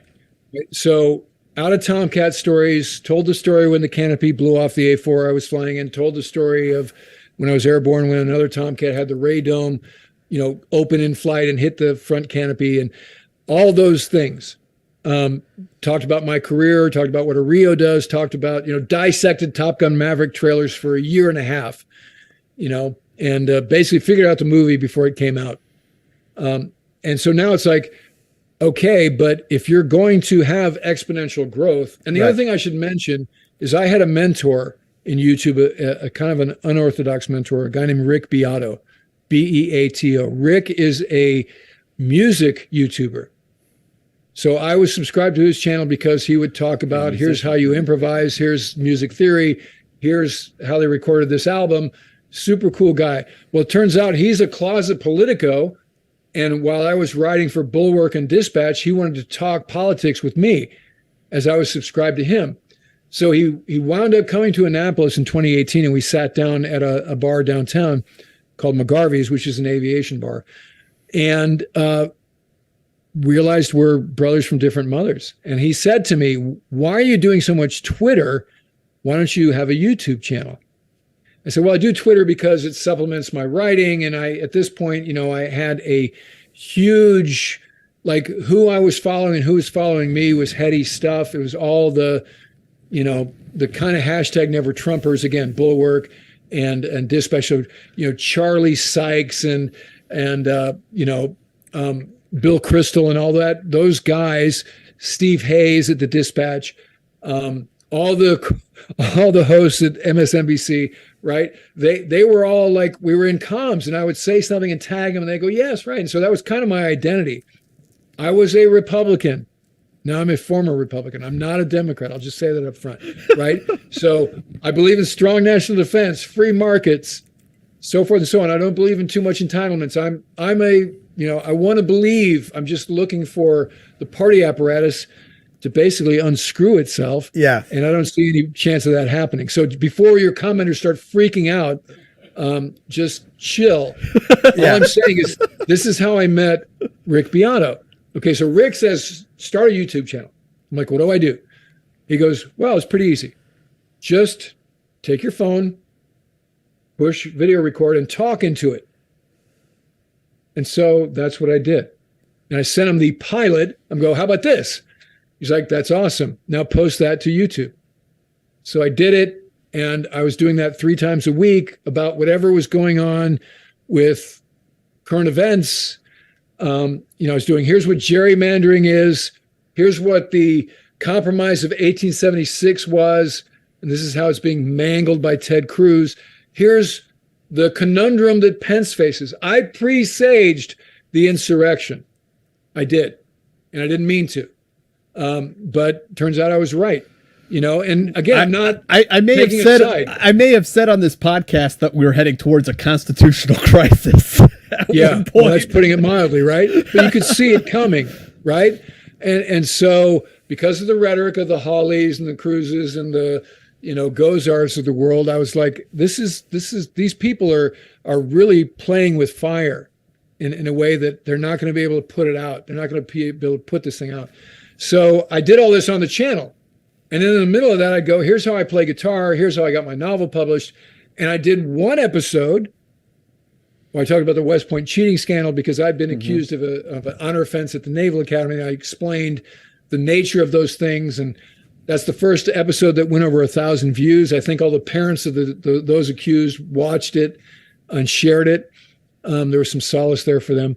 And then I did one called The Truth About the F-14 and Goose's Death, where I talked about, I used this model right here, right, the big F-14 model, to talk about the aeromechanic tendencies of the F-14 and how Goose didn't do one of the steps in the boldface and this kind of thing.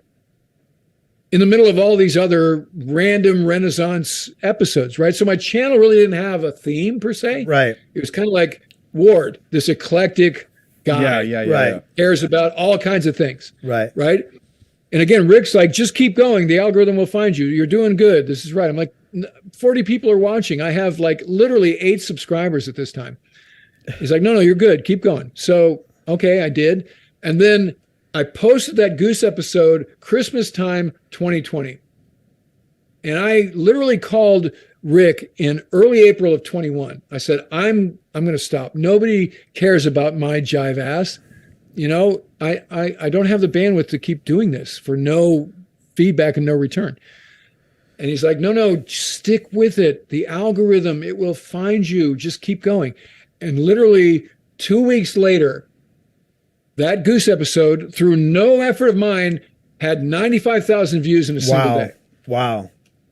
So I call Rick, what's going on? I said, I told you this would happen. The algorithm, not people, the algorithm has triangulated on you. So F-14 Tomcat, aircraft carriers, Top Gun Maverick, whatever.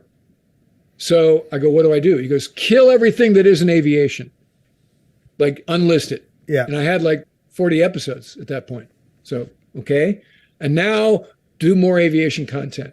He said, I'll never forget it, the audience gets a vote and they want you to have an aviation channel. He goes, is that all right? I go, that's great.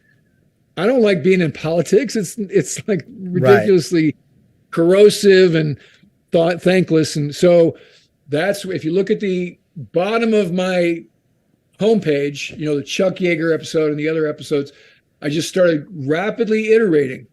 And I had a bunch of stories inside me, right? So I did all of those.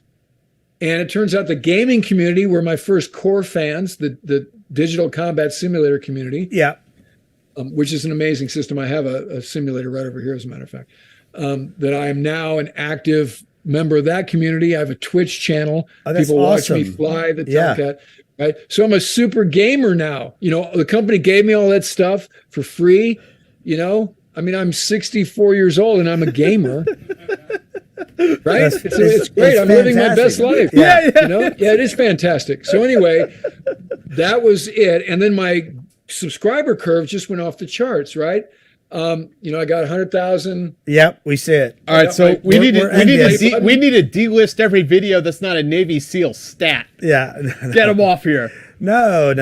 I mean, you should be data driven to at some. You got to do what you. No, but you're absolutely right, Ward. And we're people. Our audience likes to see special ops stuff. That's the thing. One of the things, and we'll just say that we understand sort of the data driven part of it, and we see other podcasts similar, or YouTube channels similar to ours, who mostly focus on that special operations facet. But Jack and I have the goal, and we talked about this a long time ago. We have the goal of, because we started out the same as you, where we would just like talk about some news stories and get drunk and whatnot until we started, inviting people on and interviewing them. And then we decided that our goal was to capture history at the personal level. So while we know that if we only had, the tier one, like the spec ops guys on here talking about, there I was knee deep in hand grenades, and we had those, that would boost our numbers. It would boost us in the algorithm. It would, it would put us on. But we're hesitant to get into that grind, right? The other thing is we want everybody's history. So we'll have on analysts, we'll have on journalists. We know that somebody that we'll have on, that they might get 4,000 or 5,000 views, but it's an important part of history for us, Yeah, that's a good. I think you got to be oriented that way. Yeah. Because what I will tell you, and you guys know this, and this is when you trade in public taste, if you think you can reverse engineer that, you're wrong. Right. And so that's why I say I'm surprised by the success. Like my balloon video, the Chinese balloon shoot down has 1.2 million views. And that was a cast off. That was a 6-minute, oh, by the way. That's amazing. Before going to work out on a Saturday morning. Yeah. Right. And it's something that I stress about has 25,000. Oh, that's, views. you can't predict it. Yeah. And I mean, Can't. we understand, if we have a guy who's like a Delta operator or a SEAL Team 6 dude on, that's going to get a lot of attention, but we still want to have like a combat weatherman on the show. Yeah, that's or, still or a CIA analyst or a reports officer, the people who were involved, like I said, in hit. Because if we were just to chase the numbers, this would stop to be fun very quickly, I think. Yeah, I think so. No, it absolutely would. Yeah. And you'd feel like you're it's a job. Posers, it's right? a real job. Yeah. We don't want to have a real job. Also, it's just like when you write about things that you don't feel. Right. Or when you play music and songs, sometimes we do songs that I'm like, I can't sing this. I don't like this song. It pains me. It physically pains me, and that's when I'm writing. I'll be honest, this book, The Aid, which is Militia Kill. This was a pain to write. I hate this book because it wasn't your thing. These people suck, and that was just commerce. It's like, I owe them a book, I'm like, Ethan, can we bail? They go, we'll give the advance back. And I'm like, well, funny thing, we already spent it. Right. So then deliver the book. Yeah, but you're not having fun. We are not going to hear your cover. Yes. We're not going to hear your version of Mbop. No. So no, you will not. So Ward, what I as an OG in this sort of veterans and media space, I'd like to talk a little bit about where it stands today, because we have all these websites that are in some incarnation, they're still around, but as we've both said, it's also very different now. Where do you think it is today with all these? I mean, there's it's a good thing. There's all these younger guys who are coming out and they're getting into this space. I mean, where do you see it today, and where do you see it going in the future? So I think the difference between, let's just say, the mid-aughts and now is the way that we get our information is wildly different. So I'm thinking, as you were talking, Jack, I'm thinking of the latest high-impact story that caught my attention, which is Jim Laporta's story about the USS Boxer water contamination. Yes. Right? And so how did I discover that? I saw him posted on Twitter. And then that link drives me to, in this case, was military.com. And so I read the story, and it's Pulitzer level work. I mean, Jim's one of the good ones, and I've been friends with him for a long time, and he's, gone various places. Most recently, he was check out his interview on the Team House. We've had him on here. Okay, Roger, you guys get it, right? I wanted to have him on. He's like, well, you got to talk to my people. I'm like, that sounds like work. I don't talk to people. In case you didn't get the memo. But the destination is a web page, just like it was in 2005. But the way you get there is a completely different path. Back in those days, you'd go to your browser, you'd go to the homepage. The homepages really mattered back in 2005. Right. Right. But now it's the person. You think it's the person that people are following, and it's yes. If you mean by the person, people you follow on social media, like Jim is the guy. I'm following him because he's pretty solid. He posts an article. I'm reading that. Right. Or Jim shares stuff from other people that he'll make good choices. Right. So it's like we all have a circle of really cool friends. That's what social media is. Like in high school, that was like 3 guys, and you'd go to their house on the weekends and sit around because nobody had a girlfriend and listen to Black Sabbath albums. And somebody would go, have you heard this band Genesis? Like, what? And you play that, and that was your cool friend. Or Kansas. I remember my friend Van Reed was like, this cool band Kansas, and I heard it, just blew my mind, right? And this was even before Left Overture. There was an album before Left Overture that nobody knew about, right? And so anyway, that's what Twitter is for me, right? A guy like Jim Laporta or Molly Young Fast or whomever, these are the cool kids who know stuff, right? I'm just at the end of this chain consuming their choices, their opinions, their view in a way that makes me smarter, right? And so that's the value of Twitter to me. I don't do Facebook anymore because there's too much space for people. Useless.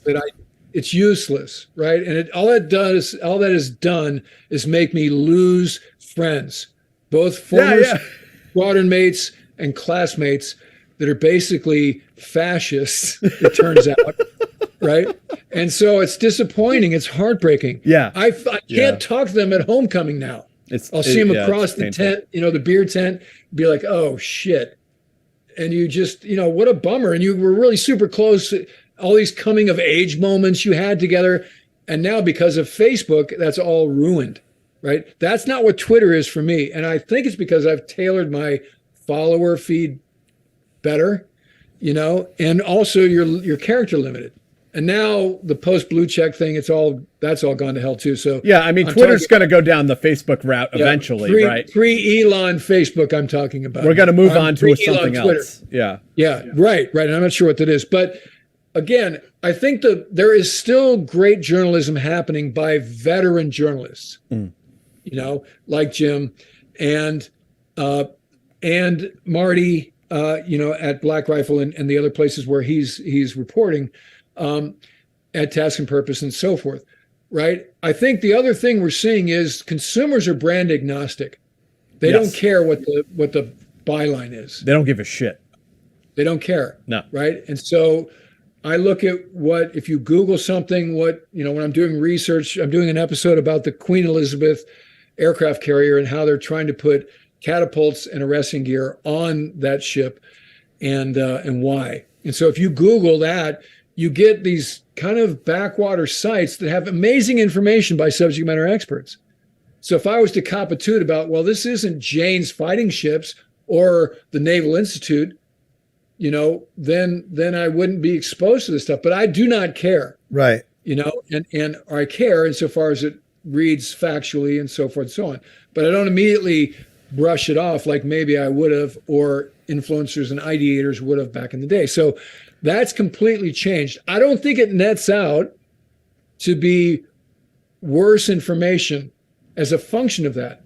The responsibility is, and the liability, as we're seeing in terms of this bifurcated nation we're living in, is if you tailor your intel fusion, let's call it, in a way that just reinforces your already narrow point of view, then you're going to be a liability to the public dialectic, the discourse, democracy. Sure. Right. And so I'm seeing that.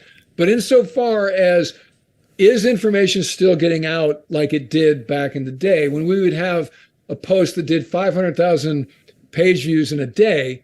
That was and eventually millions of page views over time. That still is happening. Mm-hmm. It's just the way that the awareness is created is different. And so even if you don't follow Jim Laporta on Twitter, you will see this because now CNN is talking about it. Right. And, Brianna, what's Brianna's last name? She's a Army wife who's one of the correspondents. Oh, yes, I know who you're talking about. Mm-hmm. Yeah, she's awesome. So she had Jim on, and we're actually both advisors on the Blue Star Families board. But so now people who just watch broadcast media have seen Jim. They're aware of the story. They'll read the story. So it's happening kind of the inverse of how it used to happen. Before, your awareness came from whatever broadcast media chose to talk about. Right now, it's inside out. Right. So broadcast media is time late. That's all. That's sort of the media of record at the end of the day. And I did tweet the other day that any media that is time constrained should be avoided. Right.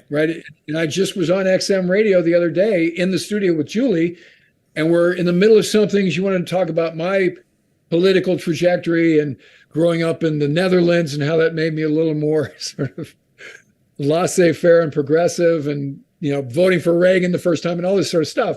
And she says, "That's great. Okay, we got to go." I'm like, right. What? I'm not done talking. Right. What do you mean? What's this? Well, that's what this whole podcast or YouTube thing has like switched up, right? Is we can sit here and we could talk for 6 hours if we wanted to. Yeah. Right. There's no constraint on, you can say whatever you want, talk as long as you want, Ward. Yeah. Well, I know you look at my homepage of my YouTube channel. I have 6-minute episodes. I have 3-minute episodes. I have an hour and 19-minute episodes. Yeah. Right. I don't even know going into it what it'll be. I'm surprised at the end of post-production what it turns out. Like the one I'm working on now, it started as a 45-minute B-roll, and now it's like 26 minutes.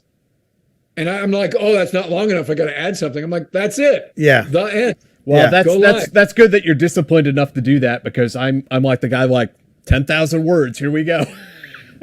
Well, again, that's a different medium. If you're being paid by the word, or the editor has some expectation. Very rarely have I been paid by the word. Yeah, no, that's more New York Times, the Atlantic type of stuff. Mostly like, I'll give you $300, right? But yeah, again, it's freeing up. This is what I love about podcasts. This is what I love about YouTube channels, is we aren't constrained by time. We can venture down these tributaries of thought. We can talk about other subtopics in a way that we couldn't otherwise, Yeah, veterans in the media is like the perfect example of this sort of like niche subject that you're normally not going to hear about it.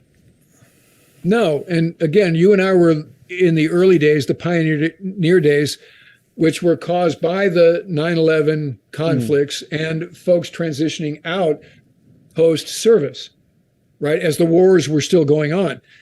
A very interesting dynamic, very intense. Needed people to get it right, needed people to stay dedicated to serving in other capacities. And so you had, the not-for-profit space, what we call the sea of goodwill. You had the political space, you had the military, and then you had the media, both print and digital, that was over all of this, trying to figure out how do we cover it, who's leading, who's following, who's the big boys in the space. Military.com was dismissed as just a digital medium at first. People were like, you don't have a print arm. Right. So why would we take you seriously? That's legacy thinking, obviously. Which is crazy, because then you look at like BuzzFeed and Vice, and even though they're having issues now, but how highly valued, how much at the time, they sold for back at the day when that's all they were digital. BuzzFeed. Well, again, this is true entrepreneurs are able to presage those trends. Yeah. Right. And it was fun to watch. And a guy like Chris Michael is a true entrepreneur. And you listen to him talk, you're like, my mind doesn't work like that.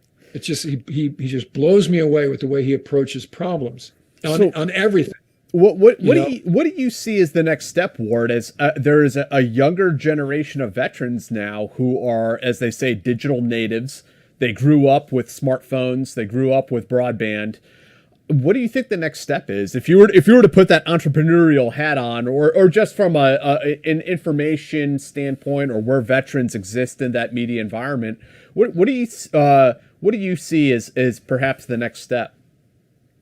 So I think the mediums will continue to evolve, right? So Discord servers, WeChat, other sorts of over-the-top medias instead of cable. My son doesn't have cable TV, and he's very informed. My oldest son, he has YouTube TV, and he tailors his feed with news programs on YouTube. YouTube channels are how he stays up to speed on current events.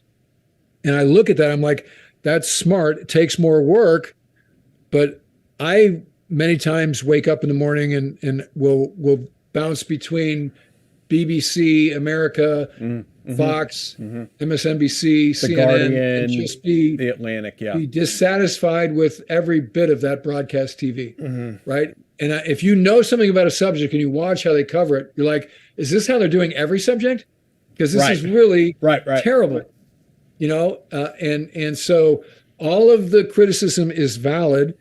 So I think, assuming that, this is my fear, is digital natives are exposed to a lot of stuff without any context or wisdom. It gives you the illusion of wisdom. And so I talk to, mids a lot, and they're super moto. They're really earnest. They want to do right, but then they'll say something that just shatters all of the credit I give them. I'm like, oh no. And you just want to go, put your phone down and read Catch-22. Read Kerouac, read Nimitz's biography, read about the Civil War, read about the rise of the Third Reich.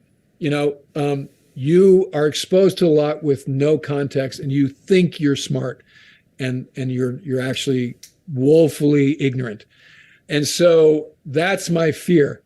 But back to the question, I think the ultimate way that facts are forwarded remains the 800 to 1,000 word article, right? So where does that live? Does it live on a server? Does it live as an attachment to a text or an email? Or is it at a website like military.com? Is it a Twitter thread? Is it an article on a website? Is it a Twitter thread, right? I mean, some of those are just amazing. You go, the somebody I don't know will get retweeted by, Aaron Rupert or something like that. And it'll be like thread, 1 of 28. And you read it, you're like, this is incredible. This is pure intel, right? Pure fact, unbiased from the source. Like, this guy's a staffer who was in the room, he saw it, here's what he knows. So information is being proliferated. It's just not through the prism, through the templates of a major newspaper or broadcast media. So insofar as the population remains somewhat educated and grounded in a unity of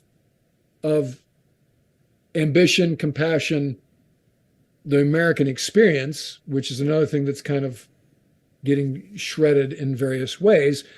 And that's not to point to one side of the aisle or the other. This is just what's happening. So if we can maintain some, there's a book called Cultural Literacy, which talks about there are certain things that all Americans should have at least a conversational knowledge of. And in the back, there's this index. It's all kinds of things like the Battle of Shiloh, the Beatles, Soupy Sales, Tiny Tim, the Bee Gees, MTV. Do we share these things? What's the Venn diagram across the organization? And I celebrate diversity, but if you celebrate too much diversity, there is no unity. Mm-hmm. Right. I love going to my local, Peruvian chicken restaurant and watching some bizarre soccer game in Spanish. I love it. It's kind of cool. I celebrate it, but then I'm like, would I die for these people? Would they die for me? Mm-hmm. What do we have in common? Their experiences, all my stories they're like, what? What are you even talking about? Right. And I'm like, so what is your thing? Again, I think this is the challenge. I'm not saying good or bad. I'm saying the atomization. This is the challenge. This is the challenge to the national experience, the American experience. Now, I think our conception, if you're saying Leave It to Beaver and Happy Days, and that's when America was great, that's inaccurate. And living in the past.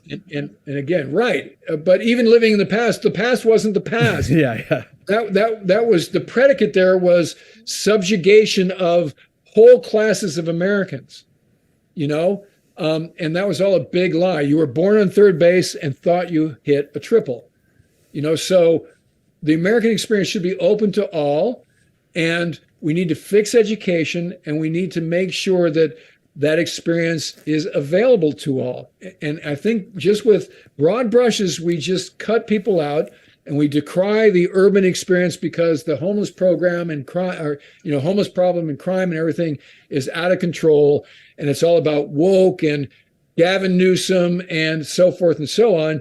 But that leaves out the fact that we did nothing for the inner city population for decades.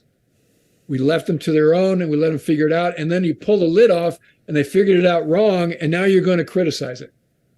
Okay. That's not a fix. And now what we realize is we got to deal with it. It's not a problem that we don't care about now because of the growth of minority populations and the way that the suburbs are blending into the urban areas. It is your problem. And I think that's okay. That's fine. I'm dealing with it here in Annapolis. Annapolis has got a burgeoning homeless problem. We have all kinds of public housing that surrounds us, and these populations are exploding without the right guidance and mentorship. And so increasingly there are shots ringing from across Forest Drive, and it's like the war zone over there. You hear about, the Central American gang population has exploded here. I'm like, when did that happen? And so it's now my problem. I live in downtown Annapolis. I love Annapolis, but now it's my problem. I know that's the same way that Chris Michael feels in San Francisco. That's the same way that some of my friends who live in Baltimore feel, right? So suddenly the chicks come home to roost, and you realize we probably should have paid attention to education like 20, 25 years ago. Yeah. And we probably should have, because you hear about, there's this midnight basketball thing happening in the inner city. Like, I'm glad they solved that problem, right? That's not a solution. It's a bumper sticker, right? So at once, the criticism of the right is right and woefully wrong.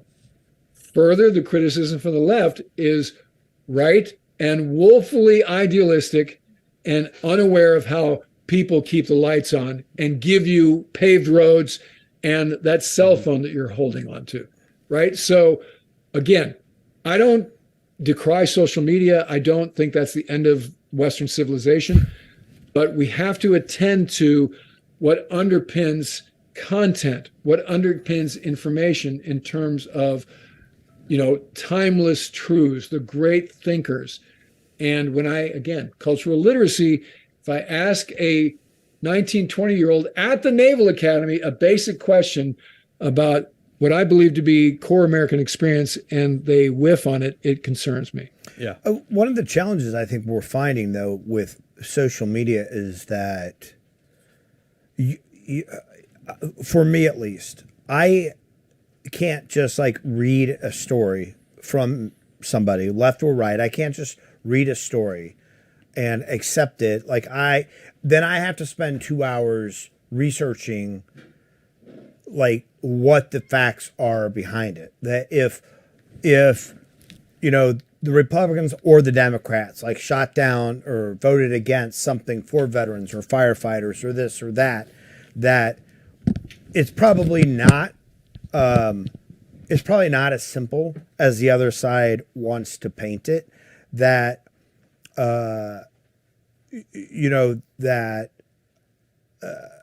one of the challenges we're seeing, I think, with social media is that if somebody makes a mistake, if somebody says something, and whether it's intentional or accidental, it'll get massive amounts of, views, likes by the people who can, who agree with that.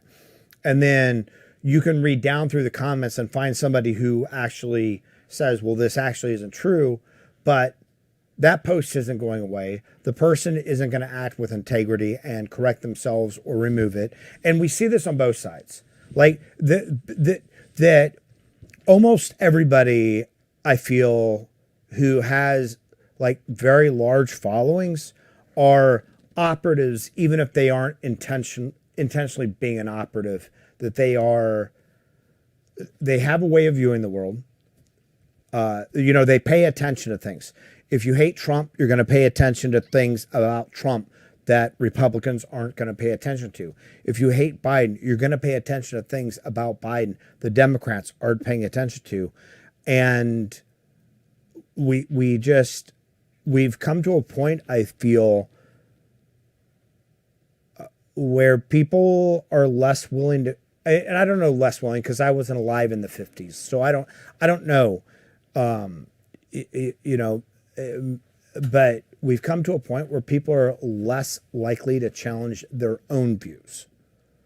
Yeah, I think that's true. That goes back to the liability of these stovepipes that social media can create. This is how we get. Again, I have this book here called The Hitler Book, which was written by two of Hitler's bodyguards when they were captured by the Russians after the war, World War II, and Stalin made him sit down and write it all out. Fascinating book, because it goes through the rise of the Third Reich in a way that sort of is a procedural for how do you create a fascist regime. And it starts with, sort of mangling the process of democracy, demonizing the justice and the other, agencies, demonizing part of the population. And they didn't have social media then, right? So the what you can do now is with light speed, you can reinforce your point of view. Right. And totally be ignorant of the other side, right? And under the auspices of this is ground truth. But I think, Dave, what you're talking about is the responsibility of good people is when you hear something, then run it to ground. It will take some effort, but this is, if you tailor your feed, just in terms of Twitter, both sides of the aisle, and I think mine's a good example. I have some right-wing, proponents and some left-wing proponents, and between them, because I'm not a homer for either side, right? And I, like you'll read something like, is that true? Right. Like Jim Jordan said this, and you're like, that can't be true. And then you'll find out from somebody else that they'll parse it out. Like, he said this, but the full story is this. And Marjorie Taylor Greene said this, but she's, this is propaganda 101. And what she's left out is the context of that statement which is actually 180 out from what she used it for, right? That kind of thing. And then on the other side, you're like, President Biden said this and this is it. And somebody else will go, this is a misuse of the authority and that sort of thing. And you're like, okay, I'm now fully informed, but it took some effort beyond just listening to one point of view. Right. Right.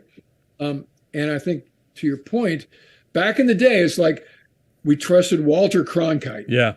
He was the guy, right? All you had to do was watch TV for 30 minutes a night and you were balanced.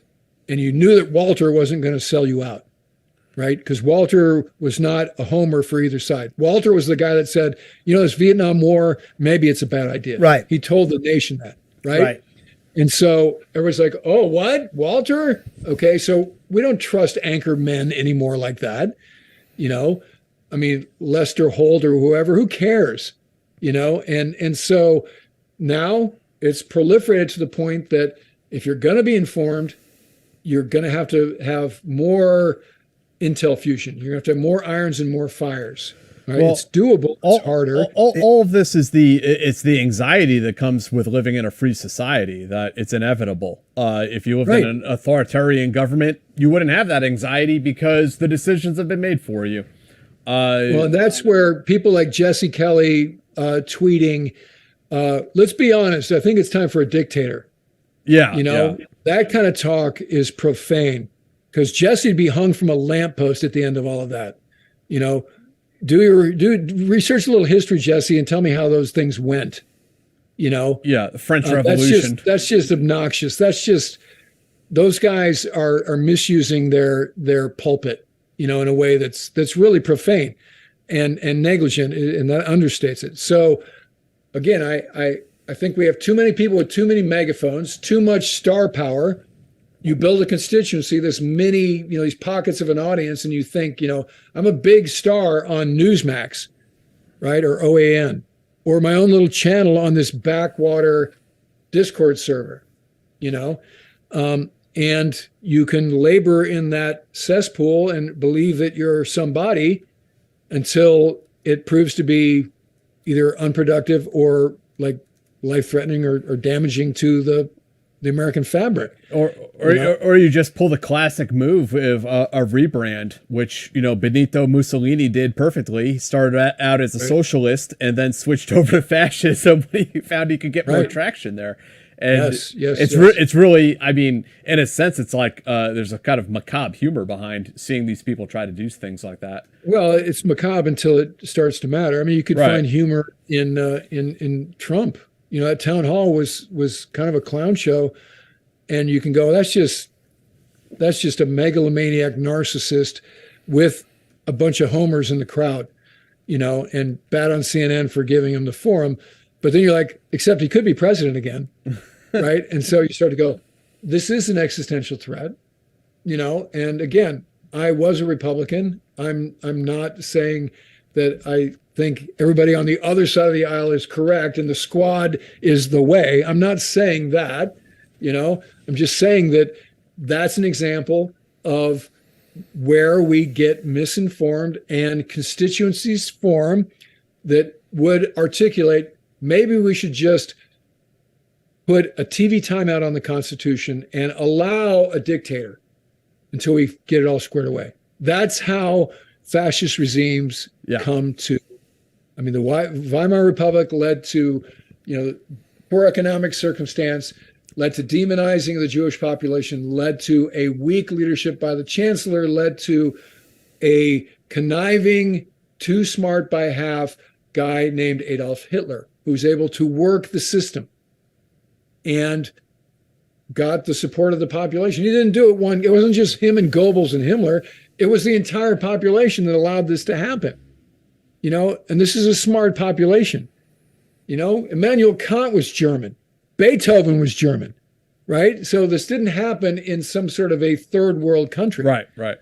You know, and so America is not a third world country, but we have demonstrated both the capacity for communism on the left and fascism on the right. And to your point, Jack, democracy is hard. Democracy is a transient state.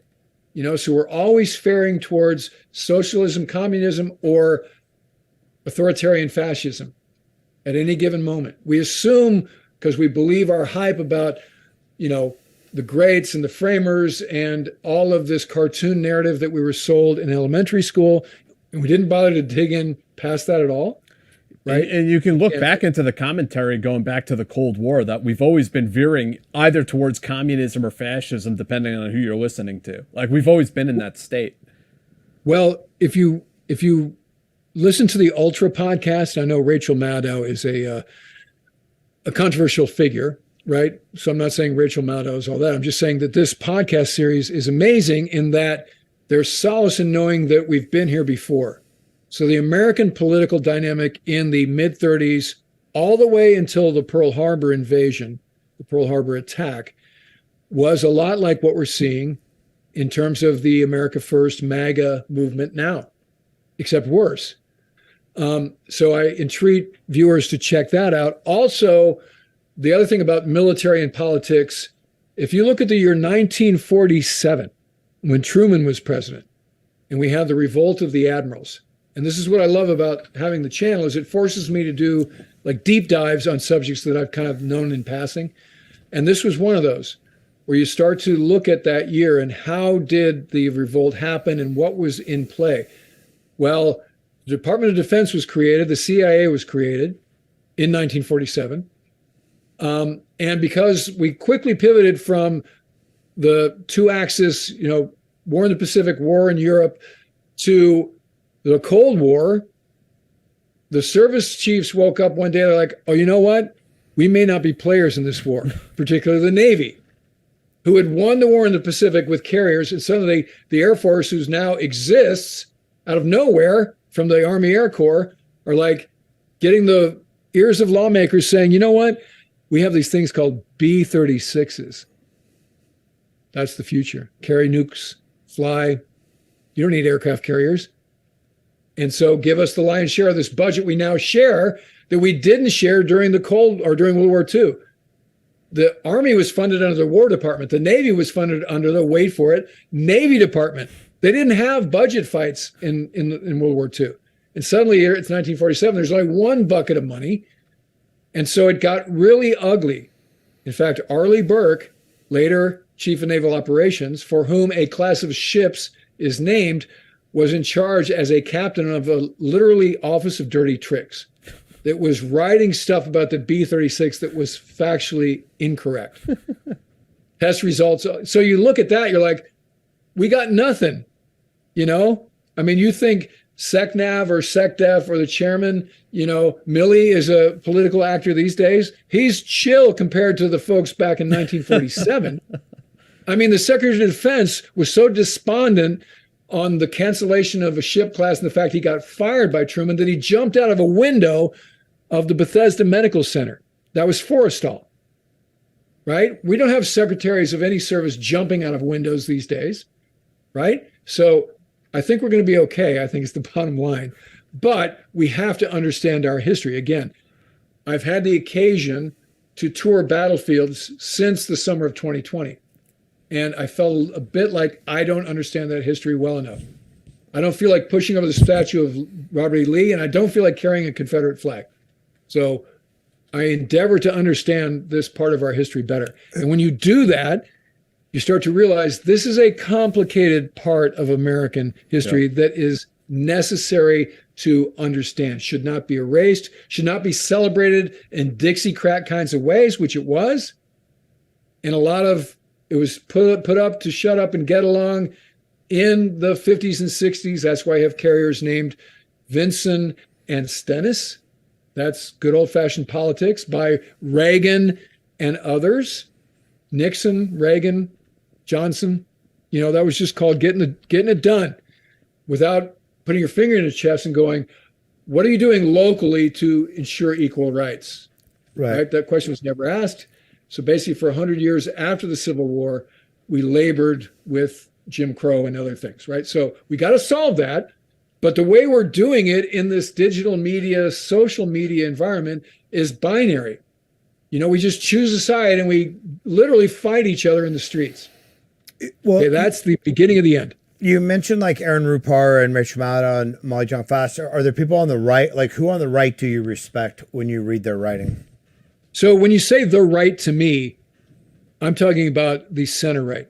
So that's Jim Swift, Stephen Hayes, Charlie Sykes, Bill Kristol, the people who write at Bulwark, so forth and so on. That's Nicole Wallace, people like that. The far right, I have nothing in common with. Yeah. And I listen to them talk. This is a dumbed down, ill-informed, mean-spirited narrative. Mm-hmm. Right? So if that's what you mean by the right, I can't abide. I don't know. I don't know what the right is. Well, okay, that's fair. To me, right. the two parties are basically like self-feeding beasts at this point in time. The parties kind of decide. The parties are their own entities, and I just mean sort of politically. So I would say on the right is individual liberty over social good, and on the left is social good over individual liberty. That's sort of how I make that distinction. Yeah, I think that's true. That's sort of the banners under which those two parties exist.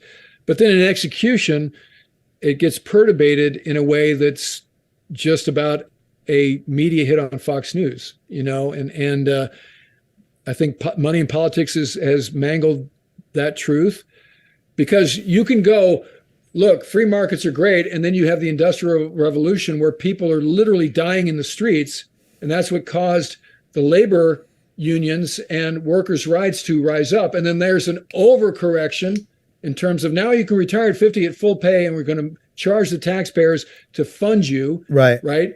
And suddenly the tax rate is off the page. You guys live in New York, so you know this. Yeah. And you're like, how did that happen? Well, that's workers' rights run amok. So the tension between those two extremes is the American experience. Sure. So we have to be able to fight elegantly and productively, and that's what's not happening. Because if Gozar is seen talking to somebody on the left, he's going to get primaried. Mm-hmm. Right. And so that's kind of what's happening here. And it's all about these identity politics and acid tests and so forth and so on. It's not about outcomes. And you can do these stunts, the Boberts, the Gozarts, the MGTs of the world, or MTGs of the world. There's no legislation. All I can think is their districts must not have anything of consequence going on. Georgia 14 must have no military bases, must have no roads, must have no bridges.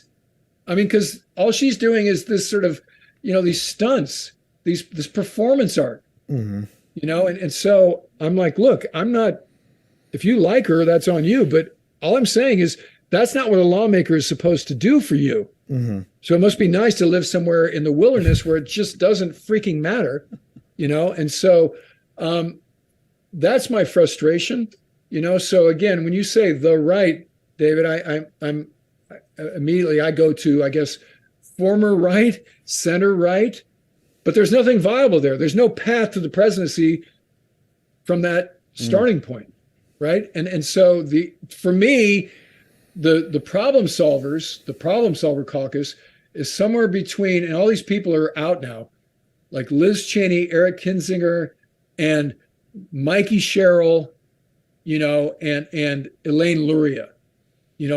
Between those two poles lives reasonable people who have differing points of view, but have the ability to come together to solve something in a fair way. And so until we get back to that as the dominant force, we're kind of in trouble. And so again, history shows, whether it's the fall of the Roman Empire or Western Europe, between the wars or whatever, that if you don't attend to it with educated people and a population that isn't asleep at the switch, then one of two things happens. You either get Mao and Ho Chi Minh, or Hitler and Mussolini and Franco. But at the end of the day, you get a dictator. Like, you can call it fascism, or communism. But even in communist governments, even though communism is supposed to be the state taking over the means of production, in communism, you still have somebody at the head of it. You can't look at a communist, government in history and not associate it with a personality that ran it. Yeah, no, I think you're right. Like we are sort of falling for these cults of personality and this sense of tribalism. And what really needs to happen is people on the right who are trying to keep people on the left in check, leaders on the left in check, need to be keeping leaders on the right in check. And people on the left need to be keeping people on the left in check. But instead it's just,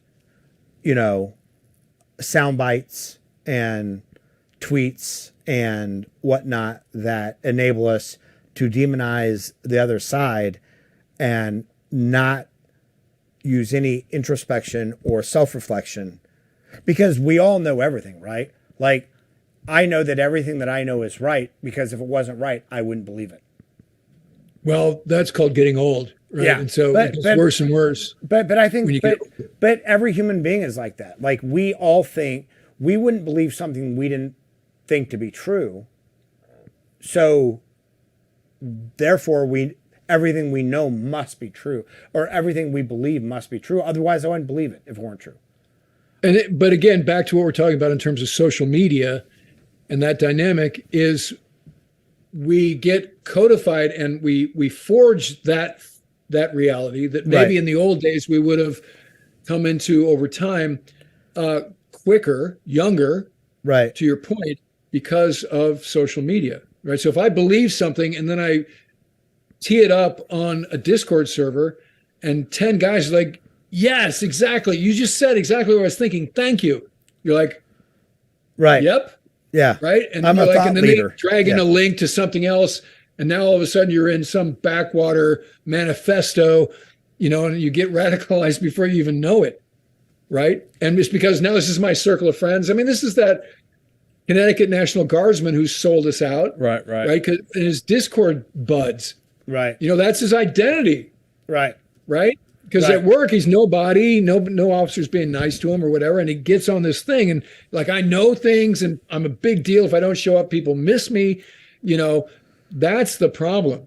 Incels and people who are now identify and their entire being is online. Who I am online. Right. And that's a dangerous thing. That's the antithesis of what I'm talking about, which is where you can use social media to stay informed against a backdrop of craziness, yeah. Classical liberal education, and so Ward, tell us where we can find you, where we can find your YouTube channel, what your presence is online. Where can people go to find out more? So I have my YouTube channel is Ward Carroll, 2 R's and 2 L's, like David said, the Maryland spelling of Carroll. We signed the Constitution and the Declaration of Independence. Charles Carroll and Daniel Carroll.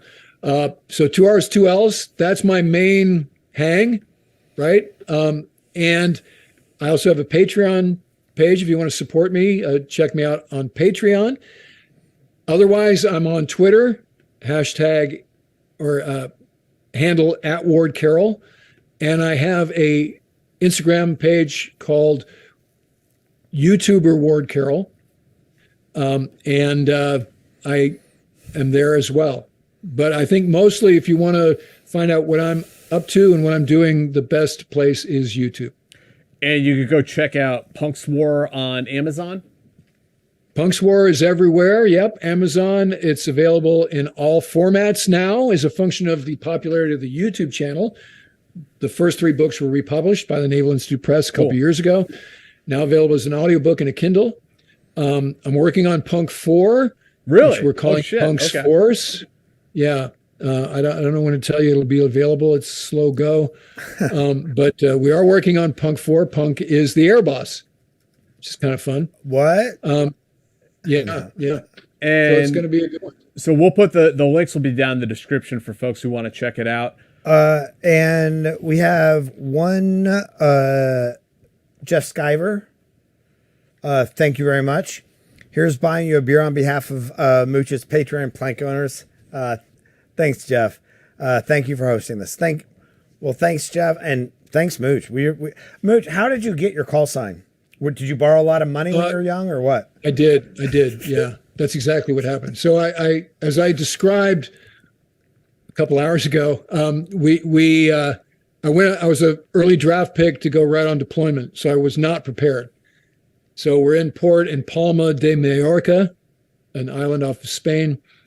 And I didn't have any of the local currency, and further, I didn't have any money to exchange because I was Lieutenant JG, poor.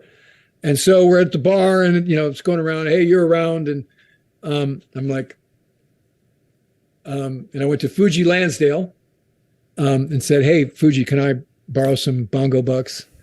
And he said very loudly, you're a mooch. And that's all it took. That was it. Boom. Now, That was my name for, it was my identity, like Bono or Cher. Nobody even knew what my last name was for the whole time I was in the Navy. And now I've been able to resurrect it on the channel, which is very cool. So now people call me Mooch again. Did you have a call sign? Do you have a temporary call sign before you get something? Yes. Mine was Stork because I'm tall. And the XO who gave it to me was a big fan of Animal House. So he was calling me Stork. That lasted about 2 weeks until that scene in the bar in Palma. And just, I know you've covered it on your channel, and please, everybody, check out Mooch's channel. I promise you will love it. You'll find something you love. He has a lot of great topics, and you don't have to listen to him for 3 hours like you have to listen to us. But tell us about Maverick and Rooster in the F-14 up against Gen 5 fighters. Or Gen 4. I wasn't prepared. I wasn't prepared to like Top Gun Maverick as much as I did. And Paramount actually sent me up to see it in New York on the northwest side there a month before it came out. And so that scene is awesome because it's very realistic. So first, as everybody knows by now, that they, get shot down each separately, find each other on the ground, wind up taking an F-14 that this enemy has. And Maverick jumps in, Rooster goes through the startup procedures, which reminds me of some of the things I used to do on a cross country when you didn't trust the host ground crew to do things right. So if you were going to leave the ladder down or stairway or not pull the plugs in the right way, the RIO would wind up doing all of that sort of housekeeping. And then you jump in the airplane because you put the ladder up before you got in by jumping on the horizontal stabilizer and then climbing over the fuselage and getting in the backseat the way that Rooster does in that movie, which is very accurate. So I was moved by the fact that they got that right. And I know the guy who is the technical advisor, and he is a Tomcat RIO. So of course they would get that right. So they wind up taking this airplane, get it airborne, and now Rooster is in the seat his dad occupied for his career, which is, there's a spiritual thread there that is really cool. And when Rooster jumps in, he goes, "This is so old." And that kind of hurt me because in my day, that was like the technical bleeding edge. Right. He looks, he's like, "God, this is so old." It was like a modem, like dial-up modem. Yeah, no, exact worse than that, right? So I thought that was a funny line, although it hurt a little, right? So they get airborne, and now these Su-57s form up on them, and that's a fifth-generation Russian airplane. The Felon is the NATO code name. So a fifth-generation airplane has thrust vectoring, it's stealth, it has Gucci weapon system, all aspect missiles. A fourth generation airplane, especially that version of the Tomcat, doesn't have any of those things, right? So on paper, the Tomcat would get its ass kicked, in a 1v1. But because this is a Hollywood fiction and Maverick is not going to lose, they do some cool stuff about Maverick rolls in and guns them and different things. And then Hangman, Glenn Powell, who I met actually at the Devotion premiere, he's a cool guy. We actually recreated the scene where he walks into the bar and Phoenix says, "Fellas, this is Bagman." And he says, "Hangman." And she says, "Whatever." We recreated that scene and he was up for it. It was great. although he got it wrong at first, I was like, come on, don't you know these lines? But he's a cool guy. But in any case, that's the final scene. It did my heart good because it involved the F-14, which was the hero of the first movie. Yeah. You know, arguably the star of the first movie. And as the trailers were eking out all during COVID, there was that one part where a Tomcat flew through, and you're like, oh, what's that all about, right? And you didn't know exactly to what degree it was involved. So it's very much involved in the end. Basically saves the day. And again, as a Tomcat guy, I'm going to go, that's a really good way to end a movie. They almost made it seem, because I don't know how like the Navy rolled out their aircraft, but they almost made it seem like the F-14 was Gen 3, and then the what was it that they were flying? The Super Hornet. The Super Hornets, the F-18s, right? F-18, yeah. Were fourth generation. So they made it seem as though because they were talking about during the mission op, like they would be the Super Hornets would be going up against Gen 5 fighters, which was so they almost made it seem as though the F-14 was 2 generations behind, like a third generation. Well, it starts to be a little bit of sort of hair splitting in terms of what equals what generation. But you're correct. You're correct in that Super Hornet's a digital airplane, digital flight controls, digital architecture from the get-go. It's not stealth, but it has all aspect weapons, so forth and so on. It doesn't have thrust vectoring like a F-22 or the Su-57. And it's not stealth, like I said. So it's like 4.5. You know, and the Tomcat is Gen 4. Gen 3 is like the Phantom and the Century Series fighters and that sort of thing. So if you talk to a geek about, in fact, there's an episode where we talk 6th gen with Paco Benitez, who does go through what are the rules associated with the generations 1 through 6.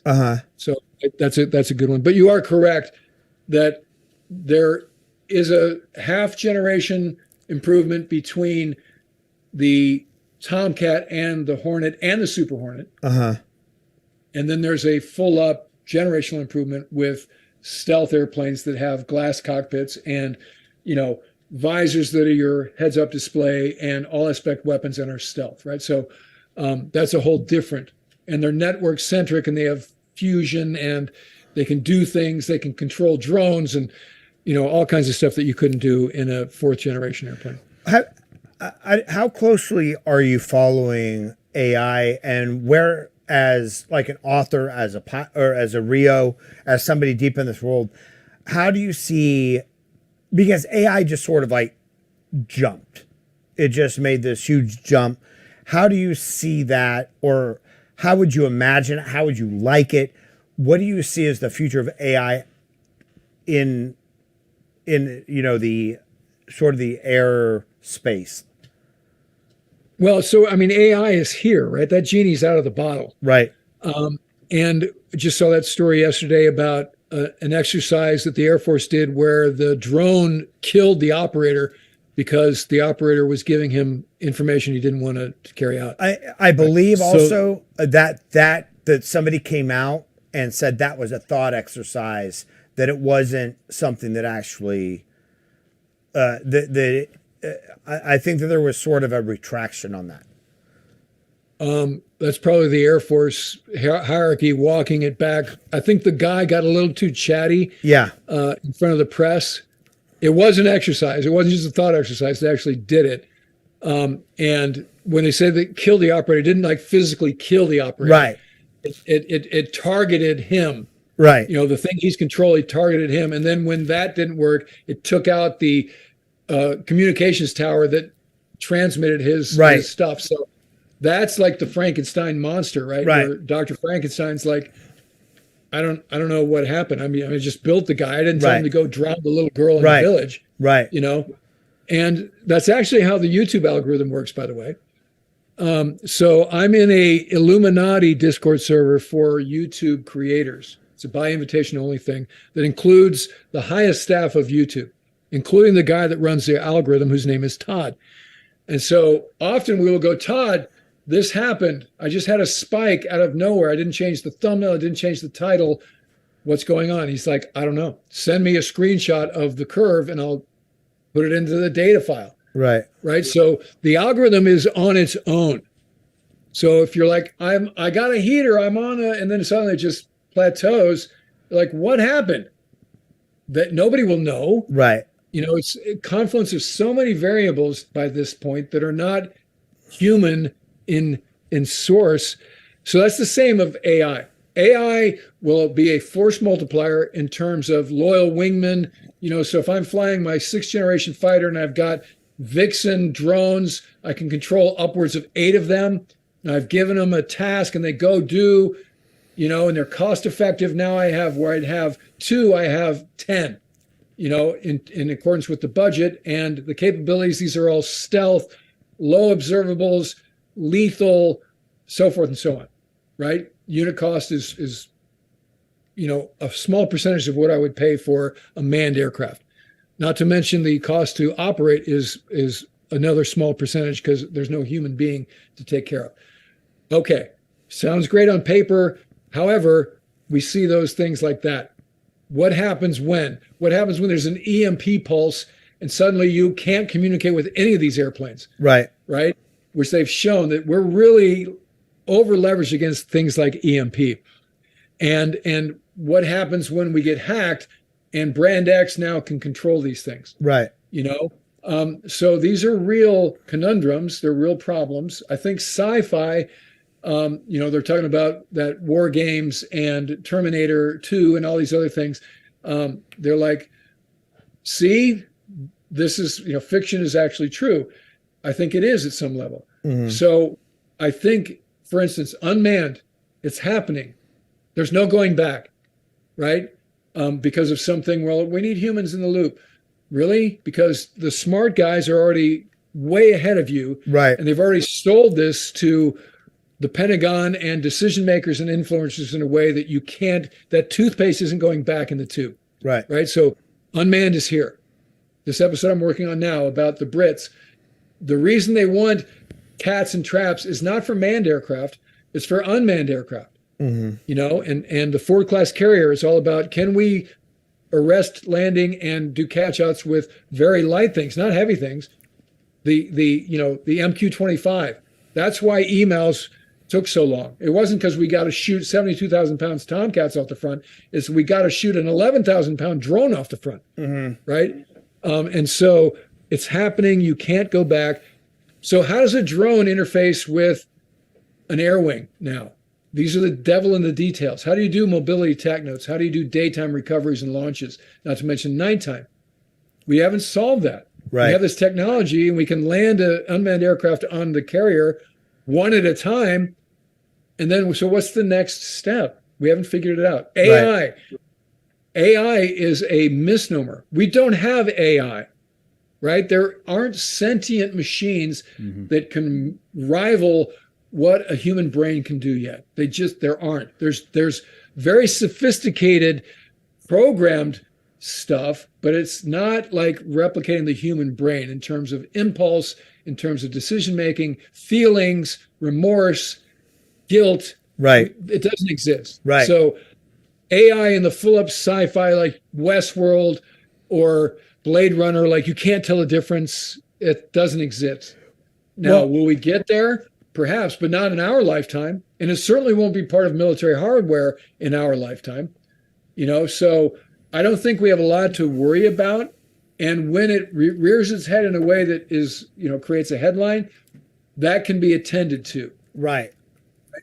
So I guess it's all going to be all right, at least for the next 40 years. And we will see more drones. We will see more autonomous drones. But it won't be the revenge of the machines. Well, and it's interesting because a lot of people equate it to like Skynet, but I think there's sort of that iRobot, that Asimov thing that, well, how do we best protect?